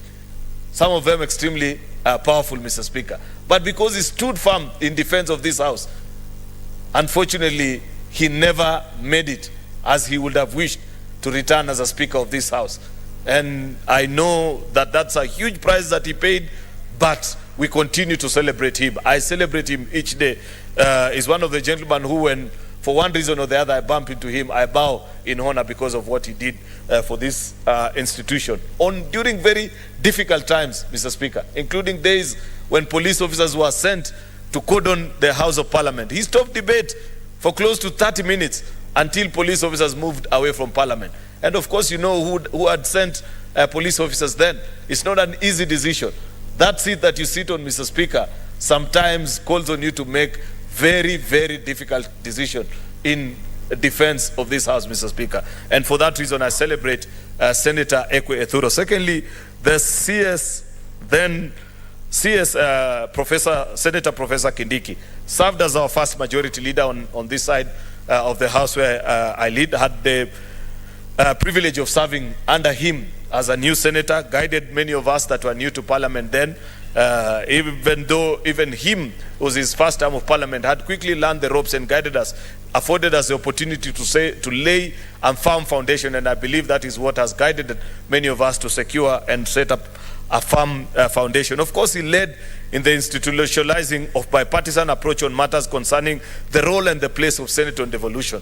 That is something which, unfortunately, this House still continues to grapple with. And over time, I hope, as leader of majority, together with my counterpart, the leader of minority, we shall indoctrinate the current crop of colleague senators to appreciate that while we may disagree on the politics of the day, when it comes to matters defense of devolution and the institution of Senate, we fight together like brothers and sisters. We stand our ground together and we ensure that we stand and achieve that. That is one of the leading edicts and the teachings of Professor Kindiki on this House when he spoke many afternoons to speak.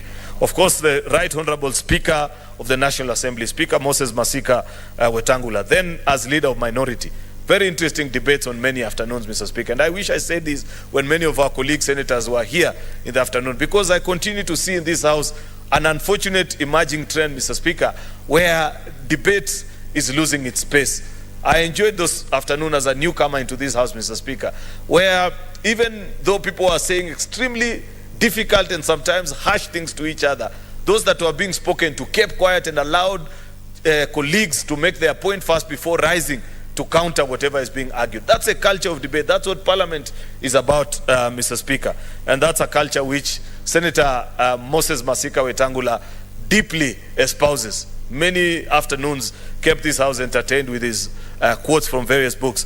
Senator James Orengo, second leader of minority, Mr. Speaker, and now Governor for Siaya, stood steadfast in his defense of the Senate, together with other senior counsels from this House, defended the Senate when we went to the High Court, Court of Appeal, unfortunately, perhaps because of his many engagements now in Siaya County, Mr. Speaker, hasn't been able to do that at the Supreme Court, Mr. Speaker. But of course, he's being ably helped by our colleague, the Senator for Nyamira, Senior Counsel Senator Omogeni.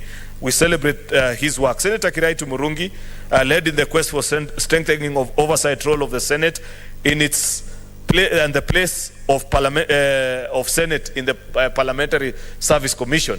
And I wish I said this when our colleagues in PSC were there, because when it became untenable and we felt that we were being shortchanged by our colleagues in the National Assembly, Senator Kiraitu Murungi one afternoon moved a motion in this House, Mr. Speaker, to have PSC split between two, to have a PSC for the National Assembly, one for the Senate. When that agitation began, at least, though for nuisance value and very little legal value of it, Mr. Speaker, because it will never have passed in the Assembly, at least got that third, or I think it was the fourth commission of PSC, Senator Omogeni, to take Senate seriously. And after that, there was a change in attitude in how PSC treated Senate as an institution. Of course, that danger always lurks, and you must remain vigilant. Senator Fatuma Dulo led in the quest for strengthening of oversight role of a Senate, continues to celebrate her serving her second term as a woman senator. Not many women have been elected to represent counties in this House. She leads a distinguishing role, Mr. Speaker, having been elected twice to this House, of course, previously having then served as a nominated senator. A challenge to colleague senators who are nominated to know that you can start and build a stellar career from your nomination. That's what Senator Fatuma Dulo has done. Senator Kipchumba Murkomen served as Deputy Majority Leader, then later on as Majority Leader, stood steadfast in defense of Senate and devolution. I recall part of the very first committees that I enjoyed their sittings as a new member of this House was Devolution Committee, Mr. Speaker. And I wish, I don't know if Senator Abbas is in the House, Mr. Speaker, that the present Devolution Committee takes time to study the work that was done by the Devolution Committee of the Second Senate. Remember, that was a time that we were just turning the curve, Mr. Speaker, and getting into the cycle of devolution as a country. Therefore, there were many laws that needed to be passed, many challenges in the county governments. I recall the amount of work that they did. Traveled actually most of the afternoon. They missed plenary sittings, resolving disputes between governors and their deputies, county assemblies, and so on and so forth, Mr. Speaker. I wish that be the guiding spirit of the present Devolution Committee, chaired by the very able Senator Abbas. Senator Bill Okero, my first chairperson of the Budget and Finance Committee, a committee whose job and duty I took with utmost zeal and enjoyed serving. Perhaps my best committee, the committee that I enjoyed serving in the most and gave me an understanding of the place of the institution of Senate, was under the chairmanship of Senator Bill Okero, Mr. Speaker. Served that committee, ensured that our reports, especially on BPS, Mr. Speaker, though ignored by the Treasury, will always find a way of either speaking and closing ranks with our colleagues from the National Assembly, despite the fact that those times there existed very frustrated relationships between both houses, Mr. Speaker, but also generally guided us in pushing for the place of devolution. When we began about conditional grants, Mr. Speaker, and so many amendments to the PFM guided by Senator Bill Okero. Senator Dr. Boni Halwale, our whip, Mr. Speaker, chaired the first committee of the County Public Accounts and Investment Committee and led the committee in establishing institutionalization of oversight on county governments as contemplated in Article 96. This was the first PAC committee that dealt with county governments. Remember, CPAC before was dealing only, when we were unicameral, Mr. Speaker, was dealing only with our colleagues, with oversighting the national government. But Senator Boni Halwale led this committee with great honor and distinction. I remember the many reports that he tabled before this House. And on that, courtesy of the work that his committee did, many county governments reformed and actually ensured that there was prudent use of public resources, a culture that is quickly waning away, Mr. Speaker, and it's not something to be celebrated. I wish to challenge our colleague senators to take keen advantage of the reports, first of all, of CPIC, But second and most importantly, Mr. Speaker, even the audit reports, I see many occasions when I first came to this house, Mr. Speaker, when reports of Auditor General were tabled here by then Majority Leader, you'd see senators camper for the same, to pick a copy and see how their counties are doing. Nowadays, they lie idle, almost falling over on the clerk's table until they are carted away, Mr. Speaker, by the sergeant at arms. I think that's an area that, as a house, we need to improve and pay keen attention. Of course, Mr. Speaker, I've spoken about this, and it's something that I continue to engage my colleagues on the minority side about the need to perhaps rethink the place of oversight, to not only be reactionary to the audit reports brought by Auditor General, but even on issues that individual senators know about their counties. I am sure there can be a better process, and I proposed, and something that we haven't unfortunately been able to resolve, on that very sacred role of this institution, Mr. Speaker, can better be carried out as a complementary mechanism to what the Auditor General does, Mr. Speaker, because unfortunately, much as we think the Auditor General knows everything about your county, I don't think the Auditor General, despite the fact that they may have all the reports, Mr. Speaker, would know more about Busia County and the challenges that ails them more than their senator who's here, Mr. Speaker. And therefore, that's something that we need to perhaps make a decision about and move on motion. I promise the House, Mr. Speaker, that by the time we return after this short recess, we'll have reached a common position with the leader of minority and propose something to the House. Senator Professor Peter Nyang'nyong'o, then Senator for Kisumu, chaired the Committee on County Public Accounts and Investment, led the committee in establishing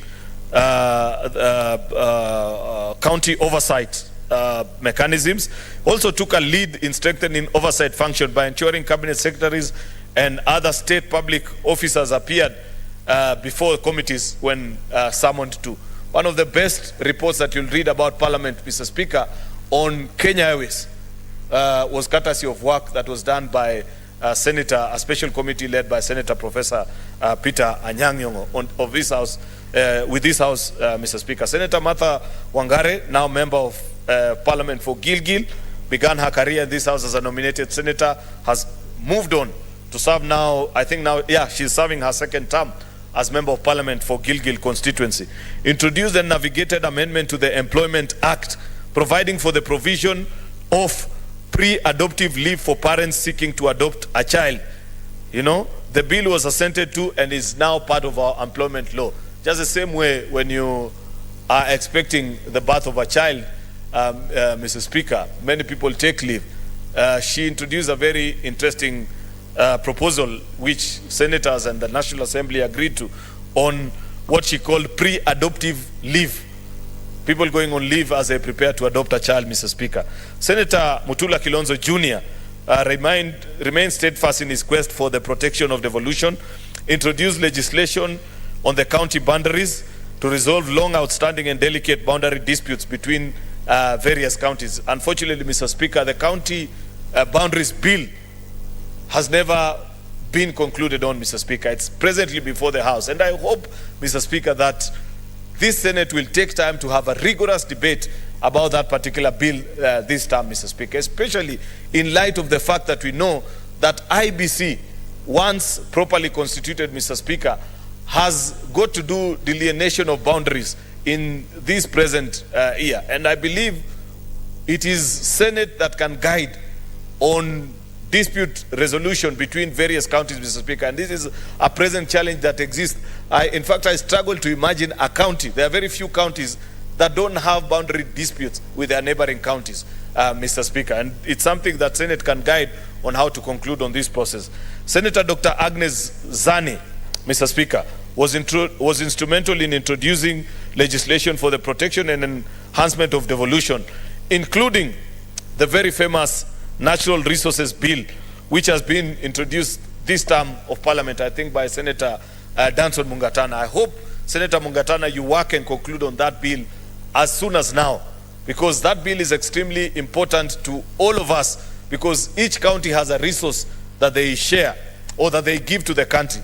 Yet, on many occasions, counties don't benefit. Lastly, Mr. Speaker, is just to remember that across this journey, we have lost many of our colleagues, and would wish just to mention them because those were extremely sad times for us as a Senate when we've had the unfortunate incident of having to lose colleagues. Of course, first was Senator Mutula Kilonzo, Senator Kajwang Moses, Senator Kajwang Gerald Otieno, Senator Kariuki Gigi of Laikipia in the 11th Parliament.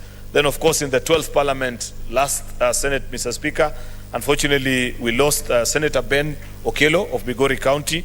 I believe after that loss, Senator Eddie tried to replace him, but was unsuccessful in that quest. Thank God he succeeded this time. Senator Yusuf Haji of Garissa, replaced by his son, Senator Abdul. Senator Kabaka Boniface served as Senator for Machakos. Senator Prengei Victor, and Senator Machage Wilfred of Migori, Mr. Speaker, colleagues that we lost across the way. Mr. Speaker, I will be remiss if I conclude on that speech without celebrating. I have celebrated almost every other senator that has made contribution. Of course, I couldn't mention many who are still serving in this house, Mr. Speaker. I'm sure the right time to celebrate them will come. But I want to celebrate equally, Mr. Speaker, the staff of the Senate, led by the very able clerk, Jeremiah Makoha Nyegenye, for 3 terms now, has served as clerk of the Senate, leading the first team, the first staff that put together the institution of Senate. Of course, you know for a fact, colleague senators, that their work is to make us look good. Many of the citations that we make here, the presentations that we make outside there, are presented by the very competent staff of the Senate. I know that for a fact. I have served as staff welfare, Mr. Speaker, chair, for 5 good years. And I know that you will struggle out there to find staff as competent as staffers of Parliament, especially those of the Senate, Mr. Speaker. No offense to staffers that serve in the National Assembly. I would never have said that last time, but now I have the luxury of saying the truth that staff of the Senate are extremely competent, Mr. Speaker, and they understand and know their duties and role, and on many occasions prepare a Senate. Therefore, I celebrate the work that has been done also by Jeremiah as he leads the team together with his 2 very able deputies as well, Mohammed and Eunice. They have led Senate the last 10 years quite remarkably, Mr. Speaker. Of course, with a lot of difficulty. You know, when you have battles with the National Assembly, Mr. Speaker, because it's not easy to target senators, because whatever my colleague or counterpart in the National Assembly, Kimani Ichung'wah, says to me, I can answer back because I'm elected like him. But shudder to imagine what staffers of Parliament, especially those of the Senate, go through when they are cited in the National Assembly in reports and mentioned on the floor sometimes because of inter-house battles. I don't think that has been easy for staffers of the Senate, because on many occasions they have been on the receiving end wrongfully most of the time, if not all the time, from our colleagues in the National Assembly and the leadership therein, because of the stand that the Senate has taken. It's easy to find bogeymen in the leadership of the Senate staff, mostly in the place of Jeremiah. Therefore, Mr. Speaker, I celebrate and do urge colleagues that we focus on to the next 10.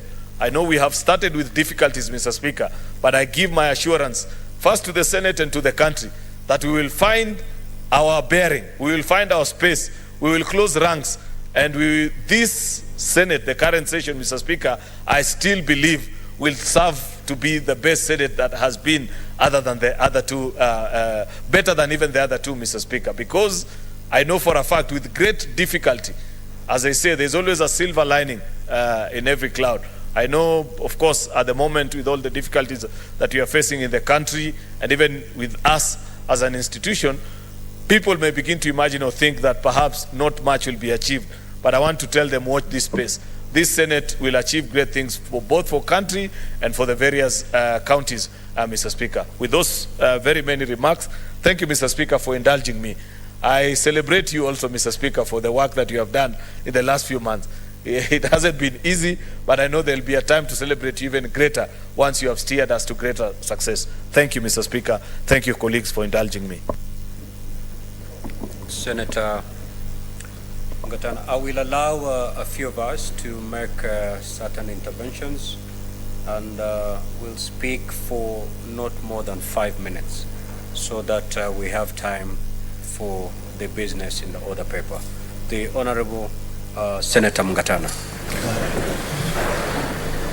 Thank you, Mr. Speaker, for giving me the opportunity to also make my comments as we celebrate 10 years of existence as a Senate. Mr. Speaker, I want to say I listened very carefully to what my majority leader was speaking, and I thank him because he gave us a very good summary of what we have been able to achieve as a Senate and the difficulties and the triumphs that we have seen in the last 10 years. Madam Speaker, the problems that this Senate has endured have something to do with the history in the formation. Madam Speaker, I was one of the members of that select committee that went to Naivasha. And it is good to recall, Madam Speaker, that the main target, the main thrust of our negotiations in Naivasha for the Constitution of 2010 was for the decision of whether we are going to go presidential or we are going to go parliamentary system of government. Madam Speaker, a lot of the other things were not really in focus. And I remember working around many hours, Madam Speaker, trying to find a compromise, meeting so many people, back, left and right. And Madam Speaker, when the deal was stuck that we were going to go presidential system of government, a lot of things, including the section that dealt with Parliament, were not given the real attention they deserve. Madam Speaker, I remember very well that we then, as members of Parliament, did not want to cede power. We did not want to cede power to a new house called Senate. So what was the solution? The solution was to propose a house that will be sitting just for 4 times in a year.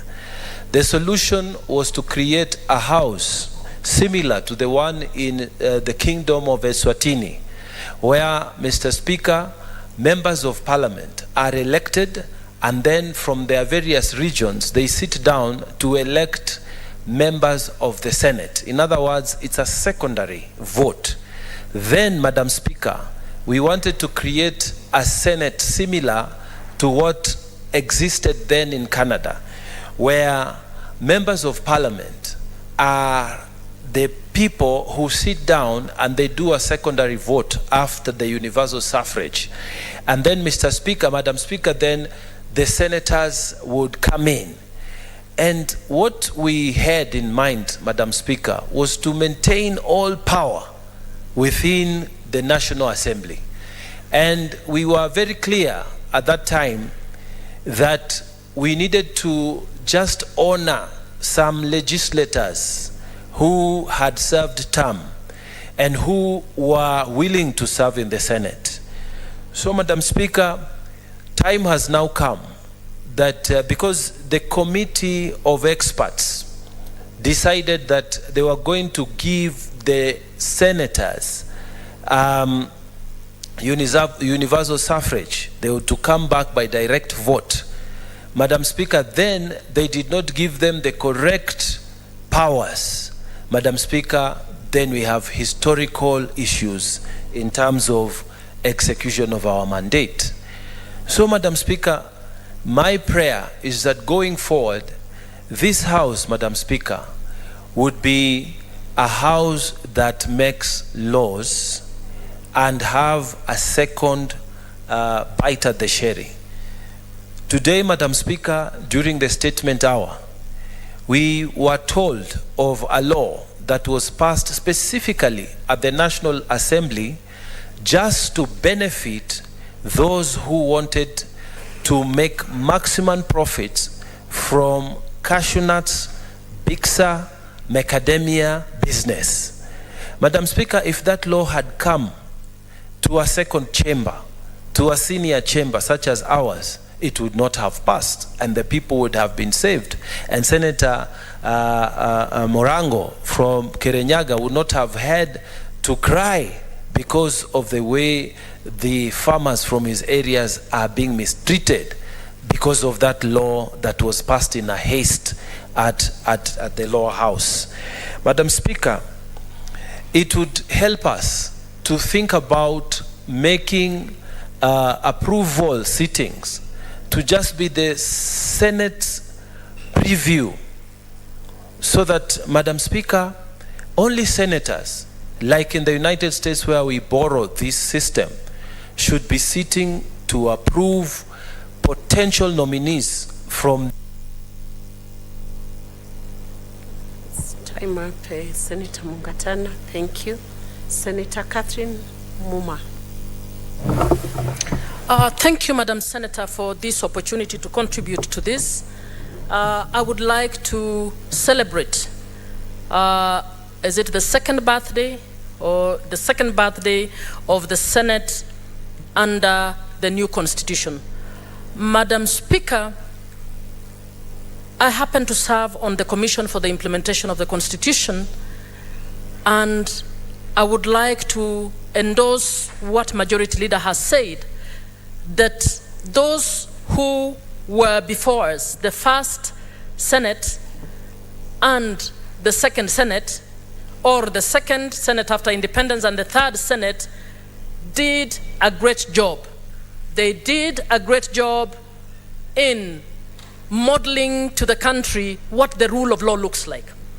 Madam Speaker, I would like to single out names and recognize Senators James Orengo, Senators Anyang' Nyong'o, Senators Otieno Kajwang, Senator Bilokero, Senator Boni Halwale, Senator Moses Wetangula, Senator Professor Kithure Kindiki, Mutula Kilonzo, and then later, Senator Mutai Kagwe, Senator Kipchumba Murkomen. Later we had the Super Senator Sakaja, we had Mutula Kilonzo Jr., and as we move on for the lady senators, I also wish to celebrate our leading senator, Senator Dulo, who has been here 3 times. Madam Speaker, also celebrating our first elected senators, Senator Dulo, Senator Professor Margaret Kamar, Senator Susan Kihika, Senator Kavindu Muthama, and in this particular sitting, Fatuma Dulo, Senator Mudama, and Senator Tabitha Keroshe. Madam Speaker, the first Senate in particular fought for devolution. The truth is that the government of the day then was hell-bent on clawing back on devolution, and the senators in this house stood firm across the aisle and fought for devolution. Madam Speaker, I am hoping that the Senate in which I am currently serving will not be the Senate that will be on record as the Senate that will claw back on the rule of law, will not be the one that is going to claw back on devolution. Madam Speaker, I hope we can move further and recognize that we have a lot of work to do, and we can, for instance, strengthen intergovernmental relations, including intergovernmental relations between the Senate and the county assemblies, that we can also be the Senate that will get the collective responsibility of all arms of government to review the over 150 laws, Madam Speaker, that pre-existed the Constitution of Kenya 2010, that are on county functions or devolved functions, but have not been aligned to these functions. Madam Speaker, as we continue taking into account the current political situations, I will urge all senators across the aisle to do what we swore to be done, to actually be the senators that will help to move devolution a notch higher, the one that will truly help this country to enjoy what the Constitution of Kenya 2010 envisages under the Constitution. Madam Speaker, one last bit. I want to request that in considering intergovernmental relations, we will also be the house that will recognize the intergovernmental bodies that have worked, including bodies like the CAF, the Council of Governors, and the regional blocks that have been helpful in implementing devolution. I support, Madam Speaker. Thank you, Senator Catherine. We'll have Senator Cheptumo William to take it up. Thank you, Madam Speaker. Madam Speaker, allow me to thank the Majority Leader for that very comprehensive update to the House regarding the achievements and the challenges that have been faced this House in the 10 years. Madam Speaker, I served in the National Assembly for 15 years. And in the last 10 years, that is a time when this House, under the new Constitution, was established. And Madam Speaker, that time we used to understand this House differently. I used to understand differently. In a sense that even when, and I think I've said this before, when there was need to facilitate and to avail funds to this House for senators to be able to perform their functions, I was one of those members in the National Assembly, Madam Speaker, which really opposed. And I remember when the regulations came before the House, I was the chairman of the Delegated Legislation Committee at that time.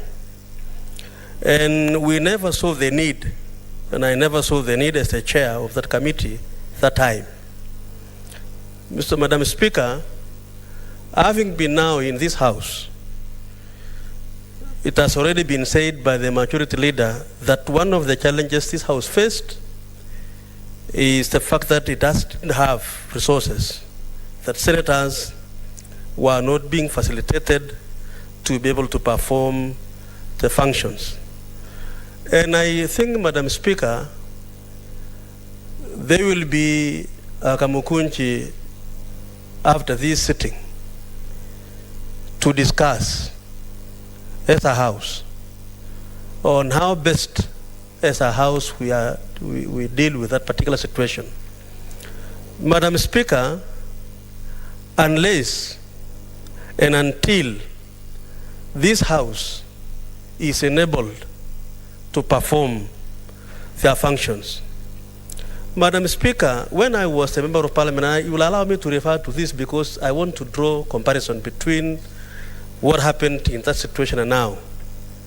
The amount available for a member of Parliament to manage a constituency is the same amount availed to a senator to manage for Nairobi 17 constituencies. In Baringo now, I manage 6 constituencies using the same resources I used to manage one constituency. That is a challenge, Madam Speaker, and I think even as we appreciate the challenges this House has gone through, the successes it has been able to achieve, that is an area we need to look into.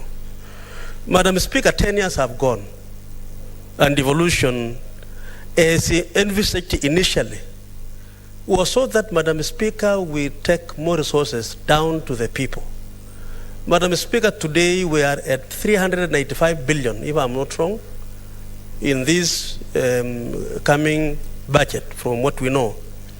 I still believe, Madam Speaker, Baringo, for example, a county with challenges, 65% arid and semi-arid, Madam Speaker, receives only about 6.5 billion Kenya shillings.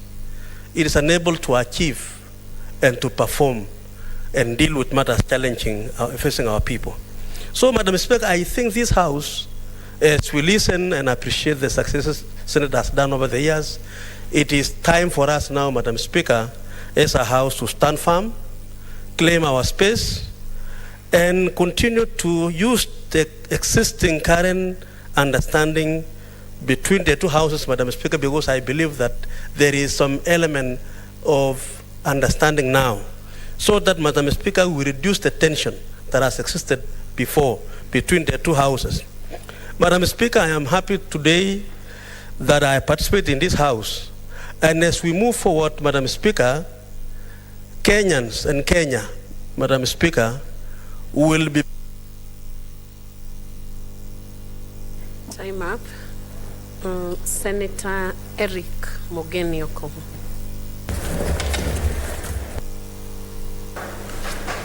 Yes, thank you, Madam Speaker. I also want to join my colleague senators and Senator Cheruiyot, Majority Leader, in celebrating the 10 years that the Senate has been in place. Madam Speaker, I will not repeat the salutations of senators who have left a mark in this House, and I think, Madam Speaker, the Majority Leader has done very well in giving a very good summary. But, Mr. Speaker, a challenge has been thrown our way this afternoon by the Majority Leader, that we must also leave a mark, Madam Speaker. Listening to the contributions this afternoon and the confessions, including what I've heard from Senator Mungatana, Mr. Speaker, it is evident, Mr. Speaker, that the people gathered in Naivasha had one agenda: to mutilate and weaken this House, Madam Speaker. And we must, Madam Speaker, as we celebrate our brothers who have moved from the other House, including Senator Cheptumo, Senator Halwale, Senator Mungatana here, Senator Onyonka, Senator Dr. Oburu, we must, Madam Speaker, wake up to the realization, Mr. Speaker, that this is not the House that Kenyans intended when they created a second chamber after Naivasha, Mr. Speaker. Mr. Speaker, Madam Speaker, what do we want to be remembered for, Mr. Speaker? Madam Speaker, our brothers who served in the first and second Senate made their contribution. Madam Speaker, my take is that a time has come, Madam Speaker, where this House must make a resolution, the way we made a resolution and moved to the High Court together in filing petition 284. We must pass a resolution, Madam Speaker, to revisit the power, the legislative power of the Senate, Madam Speaker. What was put in Article 96, Madam Speaker, was a deliberate effort to make us operate as a lower house, Madam Speaker. And the tragedy is, Madam Speaker, unlike the reference of that Senator Sesatini that Senator Mungatana has referred to, this Senate enjoys direct mandate from the people. Look at the votes that brought Senator Halwale here. Look at the votes that brought Senator Dr. Oburu Odinga here. Look at the votes that brought my friend Senator Fobusia, and even myself, Senator Fanyamira, Madam Speaker. We cannot be sitting here every day rewriting the book of lamentations, Madam Speaker. A time has come, Madam Speaker, we must bite the bullet, Madam Speaker, and go to the annals of history as the Senate that put in place a bold move of getting back our correct legislative authority as an upper house, Madam Speaker. Listen to contributions by Senator Mungatana. We sit here, Madam Speaker, representing counties, Madam Speaker, yet we don't vet even cabinet secretaries. We don't vet the Attorney General of this Republic. We don't vet permanent secretaries, Madam Speaker. That should not continue, Madam Speaker.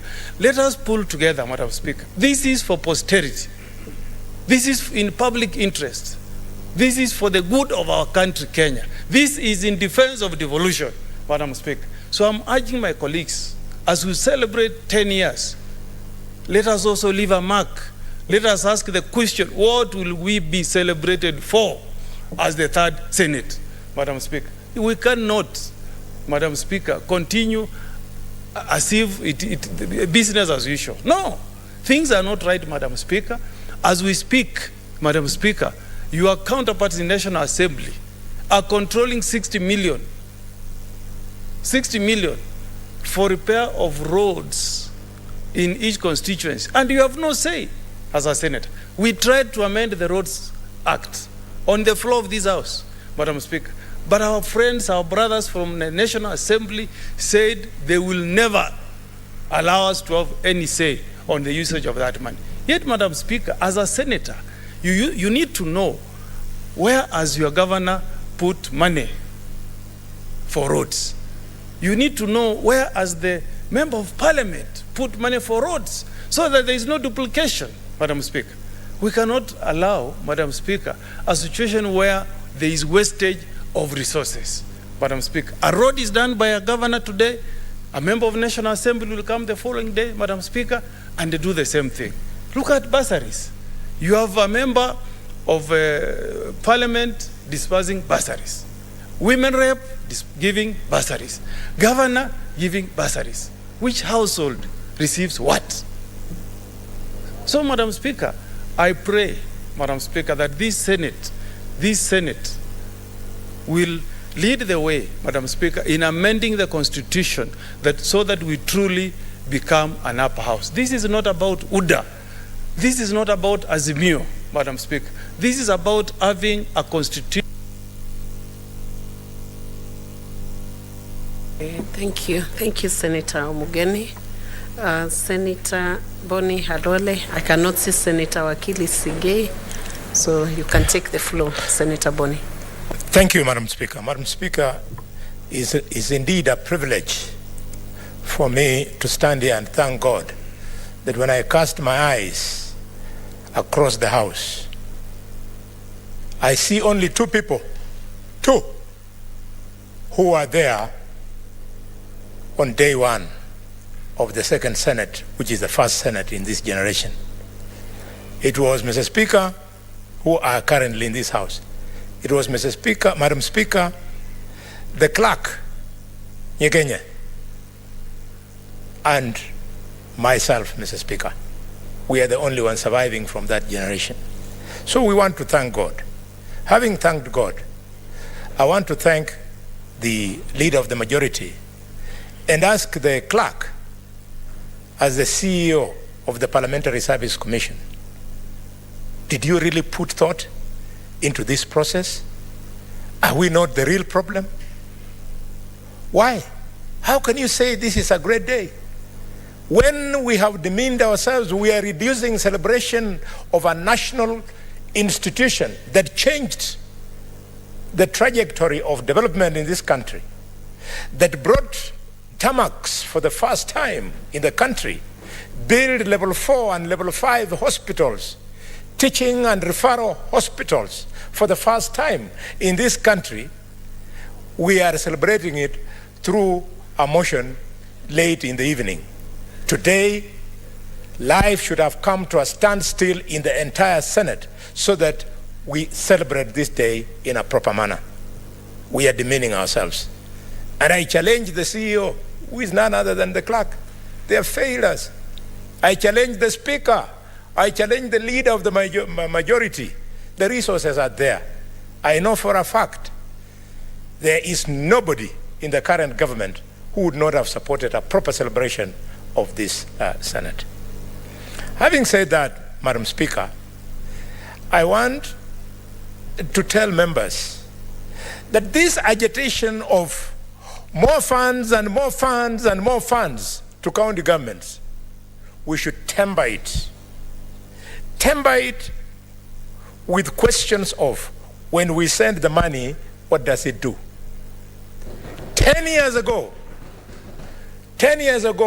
Senator Oburu, we gave devolved units 210 billion. And this year, we are going to give them 385. If you go in each and every one of those counties 10 years ago, the governors came out of their starting blocks like bullets. You'll find something innovative here, innovative there, but with the years, it has gone down. Now our county governments are employment bureaus, bureaus that employ friends and relatives of governors. Let us insist that the money going to county governments should be for development, and it should meet the mandatory 30% provision in the County Government Act. Madam Speaker, I don't want to speak for long. I'm so proud of you, and I know for sure that this little resistance that you're hearing from here and there will end with time, because in these 10 years, senators have become MCS, MCS have become senators, women MPs have become governors, governors have become senators, people like Khalwale who resigned my seat as senator have since come back to the Senate. So the will is evolving, and I know that the common sense of the entire country will one day in our lifetime realize that you need to give Senate its position. I conclude by speaking to the issue of devolution in Belgium. In Belgium, the devolved governments are more resourced than the national government, the federal government in Belgium. In fact, if you go to Wayne, the Wayne state gives financial support to the federal government. This is where I want us to take Nairobi, so that people should not take Nairobi. Thank you, Madam Speaker, I support. Thank you. Senator Oburu Odinga.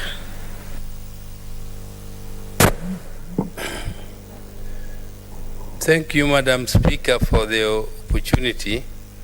Madam Speaker, this is a great day for the Senate, and the Majority Leader has left.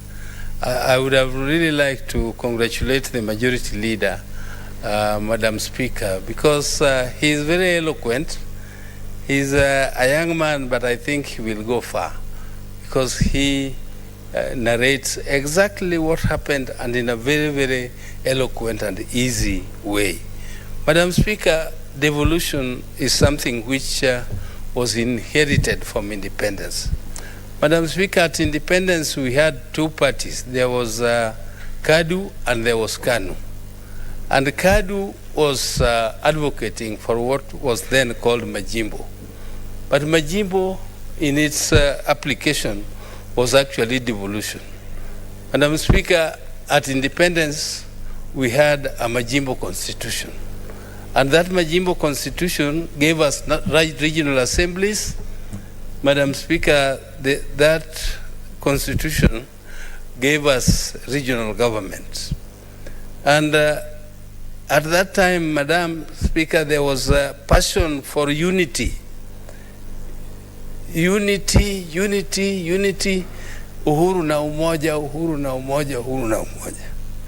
Madam Speaker, over the years, it was proved that uhuru na umoja was not devolving resources to the grassroots. Madam Speaker, it became a very skewed way of allocating resources to the mashinani. That is why, Madam Speaker, in Parliament, when Engineer Karwe introduced a bill to create CDF, CDF became the only thing that MPs were doing in their constituency. CDF became so popular that most members of Parliament were judged by how they used CDF. And this was a very small amount of money. And that is why, Madam Speaker, when delegates from all over the country converged at Bomas of Kenya, they came out with proposals to have a new constitution, and that new constitution was creating counties, Madam Speaker. Madam Speaker, those counties were big counties, counties which there were only 14 counties. Madam Speaker, when people went to Naivasha, those who went to Naivasha mutilated the proposals from Bomas of Kenya and created 47 counties, Madam Speaker. Madam Speaker, I think unless and until we create counties which are economically viable, which are big enough, like many, yes, we shall not have the counties being very effective. I've heard Honorable Kalwale saying that counties are more or less like employment bureaus. They are employing their relatives. That is true, Madam Speaker. Madam Speaker, counties should be units which deliver services to the people. And the employment, of course, should be one of them. But the main target of devolved units should be service to the people and creating development to the people. Therefore, Madam Speaker, I think that this Senate has a long way to go. And we need to put the Senate back where it was in the Bomas draft constitution. Let us make the Senate an upper house. Madam Speaker, your office is a very powerful office. And that office, your office, which it really defends the devolution the way Honorable Cheriot was explaining here, Senator Cheriot. I think your office can make a big difference. Just make it a target that you want to make sure that there are changes made so that the Senate takes its place, which the National Assembly cannot do. The place of an upper house, the place for moderation of bills, Madam Speaker. Madam Speaker, we should be able to do away with majoritarian dictatorship. Senate represents. Unfortunately, Senator. Thank you, I think time is up for you. Very fast. Yes, Senator Essie Kinyori. Thank you, Madam Speaker. First, I want to support the statement by Senator Aaron Cheriot. Even as we commemorate 10 years since inception of the Senate, noting that we had it but initially abolished in 1966. So today, in a special way, I also want to recognize Senator Boni Alwale, proverbially the one-legged dancer, who welcomed me even before I was sworn into this Senate because of his soft spot for young people who are pursuing ambition in leadership. Secondly, I also want to say we've made quite a milestone. Today, Madam Speaker, you're seated there as a testimony for supporting women, you and Senator Catherine Muma. So that's a positive thing as we celebrate the Senate today. I also share a lot of similarities with the Honorable Member Martha Wangari, who in her youthful days was a student leader in Sonu, then led Warembo na Kibaki. Just like I do, I was a student leader in Masai Mara University, serving as the first female vice president of the student union, then ran Women for Ruto, that was mobilizing young people in support of the election of President William Ruto in the past campaign. And I'm now a nominated senator. Why I'm giving this is that the Senate is a very good breeding ground for young people who are pursuing leadership and for women generally in this country. Madam Speaker, though I'm challenged and I think the constitution architecture in general needs to be reviewed. Currently, the Senate is serving more of a token other than its rightful place at the upper house in this country. Madam Speaker, reviewing will give back the Senate its space in this country so that we are able to clearly provide the oversight that the people have been yearning for and in entrenching devolution. I also look forward to this Senate giving guidelines on civic education. Madam Speaker, as you well know, Article 100 of the County Government Act of 2012 well stated that the county government should be having civic education programs in their counties. But several years down the line, none of the counties have complied because their claim is we do not have a national framework on civic education. I hope this fourth Senate will bring that to actualization so that we do not have what we are currently seeing where a governor will issue roadside declarations of bursaries being issued to needy children, whereby citizens in the first place do not even have information on what to expect from their leadership. Civic education, not only in county government, but institutions in those counties, so that we are bringing up an informed citizenry. Madam Speaker, as I also wind up, I look forward to this Senate clearly stating to what extent did we have the 14 functions that were taken down to the counties implemented. Currently, we have so many wrangles, which this Senate would have actually addressed, because you know, when devolution came in, the Constitution was already in place in 2010. So most of the challenges we are experiencing currently were not imagined then. So as I sit down, I'm a very proud member to be part of the 4th Senate, and I look forward to being part of the success of this House, and as a breeding ground for us, me as a young person and as a woman, to transit to elective politics so that we can serve Kenyans better and fulfill whatever mandates they have given to us. Thank you, Madam Speaker. We have some comments from Senator Okoiti.